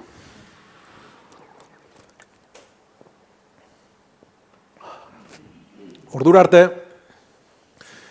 86 arte, nik ez dut ikusi behintzat, Juan Mari hitz egingo zuen noski egunkariari buruz, buruan zeukan dudari gabe. Baina bere artikulutan eta aldizkariak dira lehentasuna. Euskara utzezkoa, pixkat, kinkalarrian horiek ikusten zituen, hortik garatzen ari zen garai hartan euskarazko kazetaritza, eta hori izan zen Juan Mariren apustua garaiaetan, bai diskursuan, bai praxian. Baina 86an Hemen eta Eguna argitaratzen dituzte, Orain eta Iparragirre enpresek, Deiaren eta Eginen enpresek. Ondo. Eta Juan Marik horrere segituan ikusten du, bere ustez hori ez dela bidea. Ze, bueno, bazekaten esperimentu izaera bat, Hemenek eta Egunak, hortik etor ote zitekeen euskarazko egunkaria. Deiaren enpresak edo Eginen enpresak, Hemen eta Eguna hasieran astekari, baina egunkari formatuarekin, hortik etor zitekeen egunkariaren, euskarazko egunkariaren proiektua. Eta, bueno, hasi orduko Juan Marikat Jakinen artikulu luze xamar batian argudio gehiago ere ematen zituen, baina bat fundamentala ematen zuen, eta bide itxia da hori. Nire ustetan, enpresa beraren erdal eta euskal egunkariak elkarren leian merkatu berean jartzea bai da. Bietako bat egingo du enpresak, subproduktu edo testimonial bezala mantendu euskarazkoa, edo erdarazkoaren osagarri egin. Nire iritziz, euskal egunkariak enpresarialki autonomoa behar du, garantia osoz plazaratzeko. Hori 86an esaten du, eta gogoeta horrek guztiz konektatzen du argazki honekin, edo gero egunkaria sortzenen bere parte hartze aktibo horrekin. Ez da harritzekoa, egunkaria sortzen proiektua izango denaren lehenengo pausuak ematen hasten direnean argian, Juan Mari fitxatu nahi izatia. Juan Mari Torrealdaien gana jotzia nahiko azkar. Bera kontatzen du Laster argitaratuko den liburuak, uste dut gero Juan Mari Larrartek hitz egingo digula liburu horri buruz, zirriborroa irakurtzeko aukera izan nuen, eta badakit kontatzen duela nola deitu zioten argiakoek, Josemi Zumalabe, Josu Landa eta Iñaki Uriarekin bazkai bat egin zuen Donostiako Aldezarrean, eta han proposatu zioten batetik egunkaria sortzenen parte hartzeko, ze ordurako martxan zegoen pixka bat argiakoek hartu zuten lehen iniziatiba, baina garbi eukita, bakarrik ezin zutela, euskalgintzarekin elkarlanean egingo zutela itekotan egunkaria, eta Juan Mari fitxatzea joan ziren, eta hor kontatzen du nahi, oso esanguratzu egitezetan, esaldi bat bota zion Josu Landak, iaiz gure amatino. Esan zion. Amatino ETB-ko zuzendaria, Egunako zuzendaria, Deiako zuzendari ordia, iaiz gure zuzendaria esateko modu bazen, iaiz gure amatino. Garai polarizatu haietan, ez badakizue, beste proiektu bat ere dantzan zebilela. Baina, Juan Marik ezin zuen nunbait gure amatino izan, ezin zuen, edo Jakinen erabakita zeukaten, Jakinen jarraituko zula zuzendari, baina Jakinen ere garbi zegoen egunkaria sortzenen proiektua bultzatu beharra zegoela. Eta egia esan, Juan Mari Torrealdairen ibilbidea ikusi, bere diskursoa zein izan zen, honen guztiaren aurretik, 70ko hamarkadan, 80ko hasieran, 80ko erdian, ze diskurso eukizun. Eta gero Jakinen praxian, pixkat ze ardatz, ze konstante izan zituzten, egunkaria sortzenen 11 ezaugarriak ez ziren Jakinen zehatu hori Juan Mari lehenengo bilerara etorri zenerako abek formulatuta zeuden, eta onartuta zeuden, egunkaria sortzenek, egunkariaren oinarri izango zienak, baina esango nuke Juan Mariren neurrira egindako traje bat bezala zirela. Ez zintzion, ez etzik esan, bizitza guztian, hau aldarrikatu eta hau praktikara eraman ondoren, begi aurrean zeukalako proiektu bat, egunerokoa bihurtuko zana, berak beti kazetaritzan, profesionalismoa, euskera kazetaritzarako trebatu, nazio ikuspegi batetik, kulturaren autonomiatik, zabaltasun batekin, beti aldarrikatu zuna nola bai ganean, agertu zitzaion bapatian, eta beste lan batzutan zebilen arren, lehen Lurdezek aipatu du zentzuraren tesia, justu Alcalá de Henareseko artxibo horretan zebilen dokumentua edanak ikertzen argiatik deia jaso zuenean eta egunkaria sortzenen parte hartzeko esan ziotenean, da bera tesian buru belarri zebilen, jakinen gaina Frantziskotarren jabetzako izateari utzi eta enpresa bere gaina sortu ere orduantxe sortu zuten, gainezka zegoen, aurrenengo bileran bertan urrea balio duen argazki honetan agertu zen, ez? Martin Ugalde, Jose Mizumalabe eta Juan Mari Torrealda, ez? Euskalgintzaren belaunaldi eta joera desberdinekin konektatzen gintuzten 3 pertsona argazki berian eta gero gure egunkariaren proiektuaren lehen lerroan egon zirenak.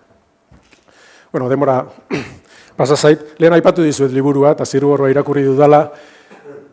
Liburu horretan irakurriko badezue, ikusiko dezue aipatu ditudan konstante horiek obsesio bat ziala Juan Marirentzat, eta bere oinarrian errotik bizi zituen printzipioak izanik, zalantzan jarri izan zizkidutenean, sorreran, alako estigmati, zuzazio bat ez jasan gendun danok, bereziki lehen lerroan egon zirenek, morrontza politikoak eta bar leporatuz, eta zer esanik ez gero itxieraren garaian, ez?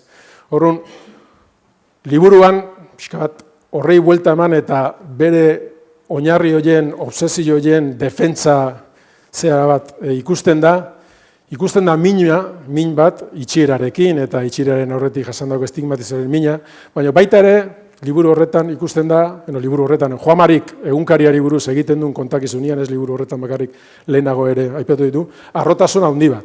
Arrotasuna, hain zuzen, Davidek bere azken aipuan ere ondo laburu biltzezun bezala, egunkariak lortu zulako berak lehentasuntzat zitun alorretan, egundoko pausoak ematia, aintzindari izatea, balen esan dudan bezalan, hizkuntza kazetaritzarako trebatzeko bidean, euskalgintza osoaren plaza edo plataforma izate horretan eta zentzu horretan bateragile izatean, nazio ikuspegian aintzindari izate horretan ere egunkariak egintzun lana itzela izan zen, azken batean, Daviden lehengo aipu horretara itzuliz, alfabetatu egin gintuen, eta herri egin gintun, orain berriak, alfabetatzen gaitu bezala eta herri egiten gaitun bezala.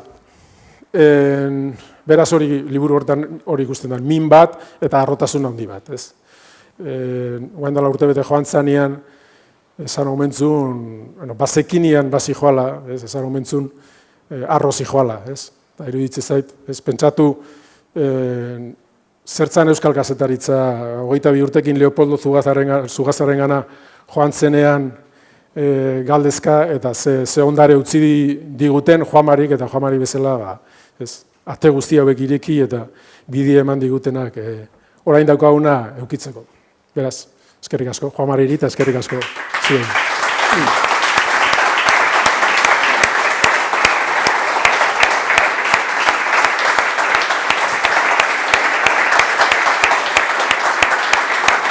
Bera, ez?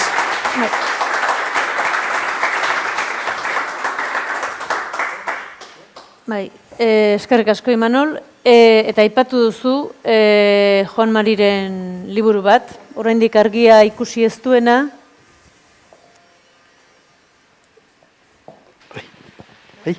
Bai, ione bazu, eta jarri azala. Alegia Juan Marik hor kanpoan jarri ditugu, 24 liburu, baina 25garrena idatzia utzi zuen. Eta bidean da. Eta Juan Mari Larrartek bera izan du laguntzaile eta editore lanetan jardun du eta azalduko digu. Bueno, Imanolek aipatu du liburu hau, eta hau da zuzen ere, Juan Marik azkeneko urteetan buruan zuen lana, eta ez buruan bakarrik, urte batzuk eman zituen, hau egin nahian edo hau antolatu nahian. 2015an egunkaria sortu zenetik 25 urte betitzera zijoa zela, ordurako hasi zan pintxikat pentsatzen, egunkariaren historia kontatu beharko litzakela, bildu beharko litzatekela, Eta buelta batzuk ematen hasi izan. Ordurako etzan gauzatu, eta baina berak bai bere aldetik eutsi zion lanari, eta hasi zen idazten. Urteak eman zituen idazten, eta pasadan urtean, udaberrian, Juan ja ahultzen ari zan, eta beak etzegun neko indarrik sentitzen hori behar bezala bukatzeko, eta laguntza eskatu zuen. Laguntza eskatu zuen, eta pixkat, ordura arte idatzita zaukan guztiari forma ematen, edo orden bat ematea nahi zuen Juan Marik, eta lan hori hartu genuen. Pentsatuaz, beha ere buruan hori zegoen, eta gurean ere bai, pentsatuaz udaran bigarren, beste tratamentu batekin hasi behar zuela, eta arek ekarriko ziola beste aldi bat lan hau bukatu alizateko. Baina, etzan hori gertatu, eta uztailean ja jakin zuenian, egun batzuk gehatzen zitzizkigule, esan zigun, hau ja zuen esku gehatuko da, eta zuen bukatu beharko duzue. Eta urte hau pixkat pasadeu, lan hori egiten. Imanolek aipatu du, hemen egiten duena Juan Marik da, nolabait, 1980 aurreko egoero horren testuinguru batekin, ze egoeretan kokatzen gehan, bai kazetaritza aldetik, egunkariari beharren aldetik eta bar, eta egoera politikoaren aldetik ere bai, eta kontatzen du hortik aurrea ibilbide bat. Ibilbide bat, egunkariaren ibilbidea, 89an, ja argian esaten dutenean einen geho deu, hortik aurreako ibilbidea kontatzeu, itxiera arte, eta itxieraren ondoren epaiketak, eta denak bukatu arte. Piskat, prozesu hori. Kontatzen du, eta kontatzen du lehenengo personatik. Juan Marik, berarekin izan dugu azkeneko elkarrizketan, argi esaten zuen, eta idatzita utzi du baitare, sarrera batean, hau ez da egunkariaren historia. Hau da, egunkariaren nere historia, nola pentsateko. Baina egunkariaren historia askok egingo dute biharretzi egunkariaren historia bat egon dadin. Orduan, beha oinarritzen da urteetan hartutako apuntetan, behintzat eskura zituen apuntetan, ze behin eta berriz esaten du, nahi falta zaizkit hemen gauzak, Guardia Zibil etxean sartu zenetik gauzak falta zaizkit, ez dakit galdu egin dian edo segertatu da. Orduan, oinarritzen horretan, batez ere oso esaustiboa da, lehenengo 5 urtei dagokienez, eta hortik aurrea, harinago kontatzen du. Baina, liburu batean bilduta utzi zuen. Juan Marik ia dena idatzita utzi zuen, utzi zituen atal pare bat eskeman garatu gabe, eta horregi erredakzioa eman diogu, baina ia dena utzita izan zuen, eta gure asmoa da, ja udazken honetan liburu hori kalean izatea. Egunkaria gizarte zibilaren arrakasta, kuida Imanolek aipatzen zuen obsesio horietako bat, egunkaria gizarte zibiletik egin genuen, eta horrela egin zen, hori kontatu nahi du, behin eta berriz liburuan. Titulu izango da, azala igual ez dago izango, eskuartean hartze duzuenean udazkenean, baina, urria azara bitartean, hori izango.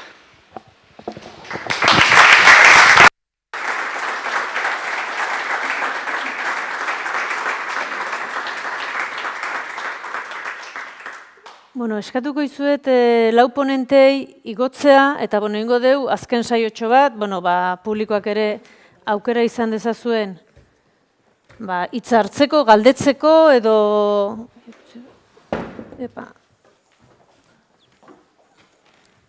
Eta aulki bat gehiago, igo.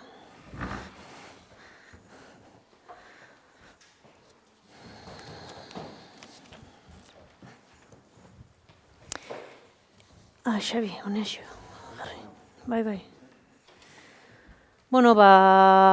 Orain txeguzu aukera, norbait zerbait esan nahi badu, galdetu, edo iradoki, edo lasai, aske sentitu, eskatu mikrofonoa, eta gustura entzungo dugu.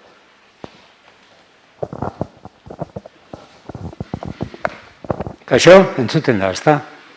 Nik ez dizuet zer gaineratuko, ze nire aldetikan izango litzateke Juan Marin ibilbide profesionala zitzegitea ausarri handiegia. Baina heldu nahi diot Xabierrek esandakoari.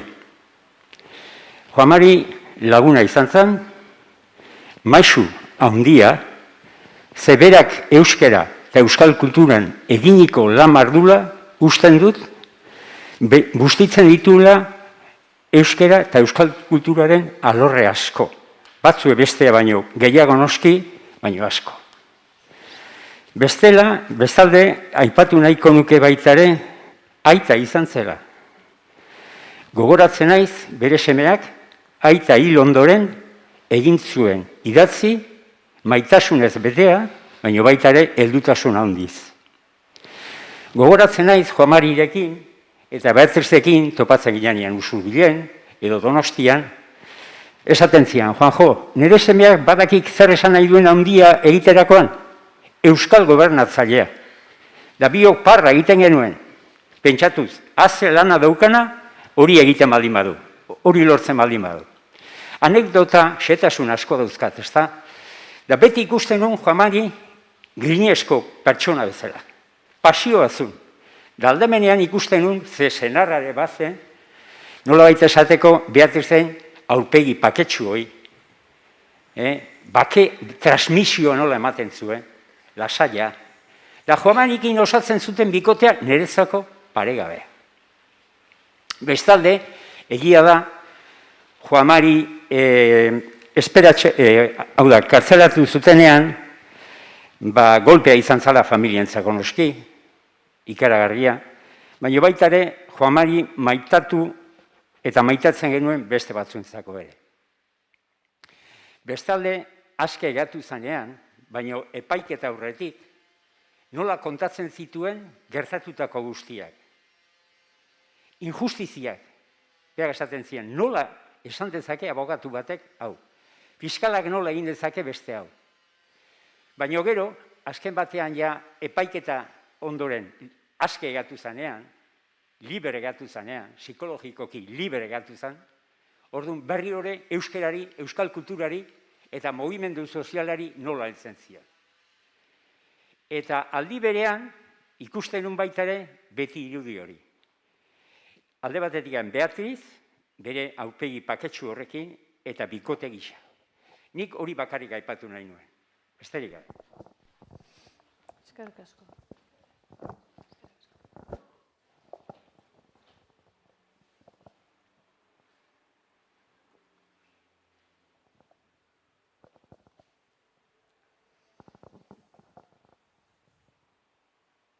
Beste inork?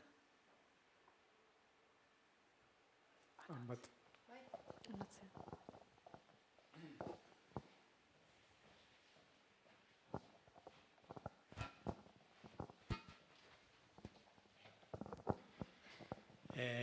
Nik bi galdera egin nahi nituen, bat hori etxeko lan bat utzi zigula, eta da hori liburutegi nazionalarena, ia hori nola bideratzen dugun. Tartean, aipatu da ere, hori 2007 arteko azterketa eginda dagoela liburuen produkzioa, geroko urteena nola dabilen jakiteko. Eta hori, teorian hori izan ziteken liburutegi nazional batek egin beharko zuen, edo euskal bibliografia berak esaten zuenean hori izan, igual ez dakit.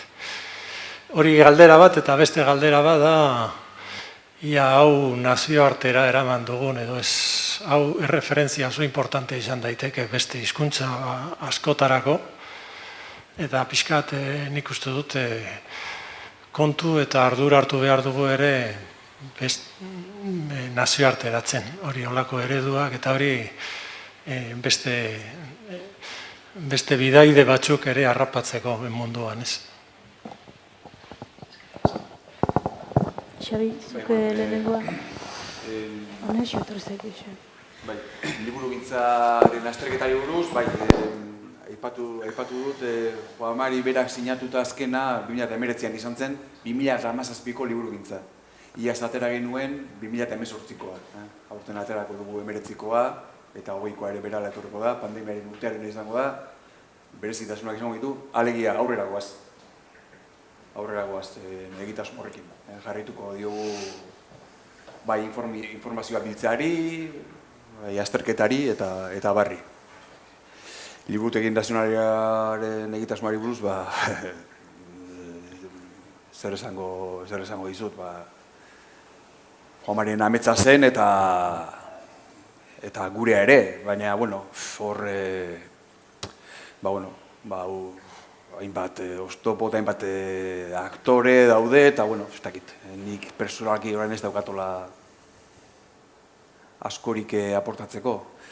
Liburu zainek eta aipatu duana Joan Albrecht bibliotekonomia mintegia hori duela 20 bat urte sortu zen, eta, bueno, horiek ere, bere indarra izan zuten, edo beren bilera, kontaktua, proposamenak eta bar izan zituzten, baina, bueno, gero, claro, herri honetan egitura politiko-administratiboa den bezalakoa da, eta orduan proiektu nazionalak sortzea, ez da erresa eta horrelako proiektu batek,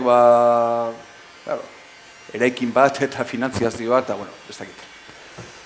Potoloa da proiektua, baina, bueno, Finlandiaren kasua aipatu dizuet,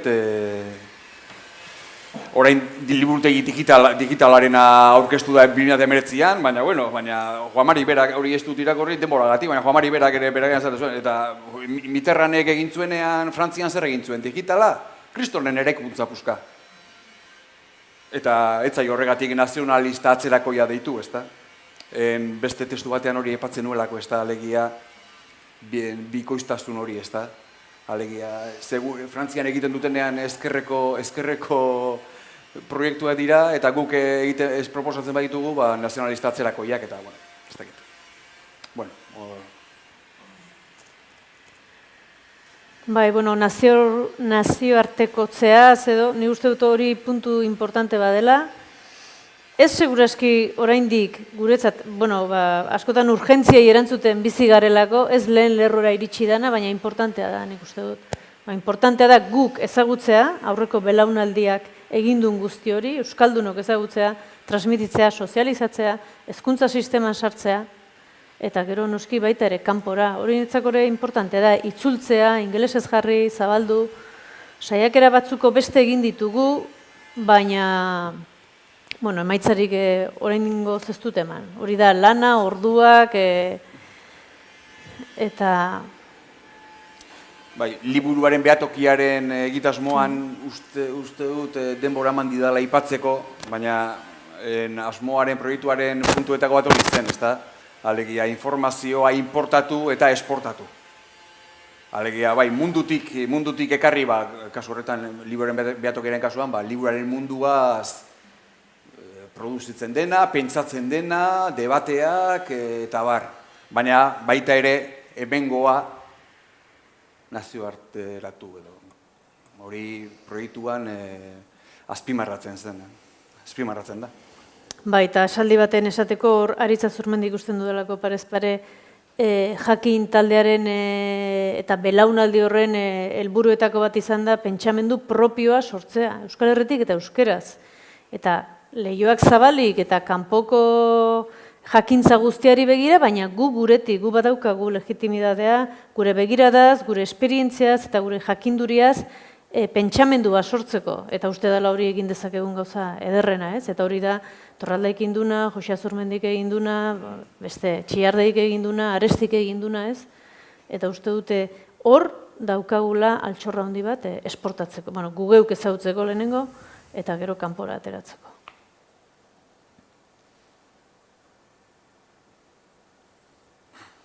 Besteren bat? Eta izorrutan bizik. Bueno, ordu batak eta mar. Bueno, hemen txutziko dugu. Eskerrik asko, guztioi, etortzeagatik, eskerrik asko, Berria telebistan bitartez bestaldean zaudeten hoi. Eta, bueno, gogoratu arratsaldean 5:00 omenaldi, ekitaldi, maitaldi, goxo eta herrikoi bat egingo dugula, xumea. Eta gaurtik aurrera eta hemendik aurrera Juan Mariren hitzak gogoan hartuz, maratoiak segi dezala aurrera, eta guk iraun dezagun maratoian. Mila esker denoi eta hizlariei zesanik ez. Mila esker.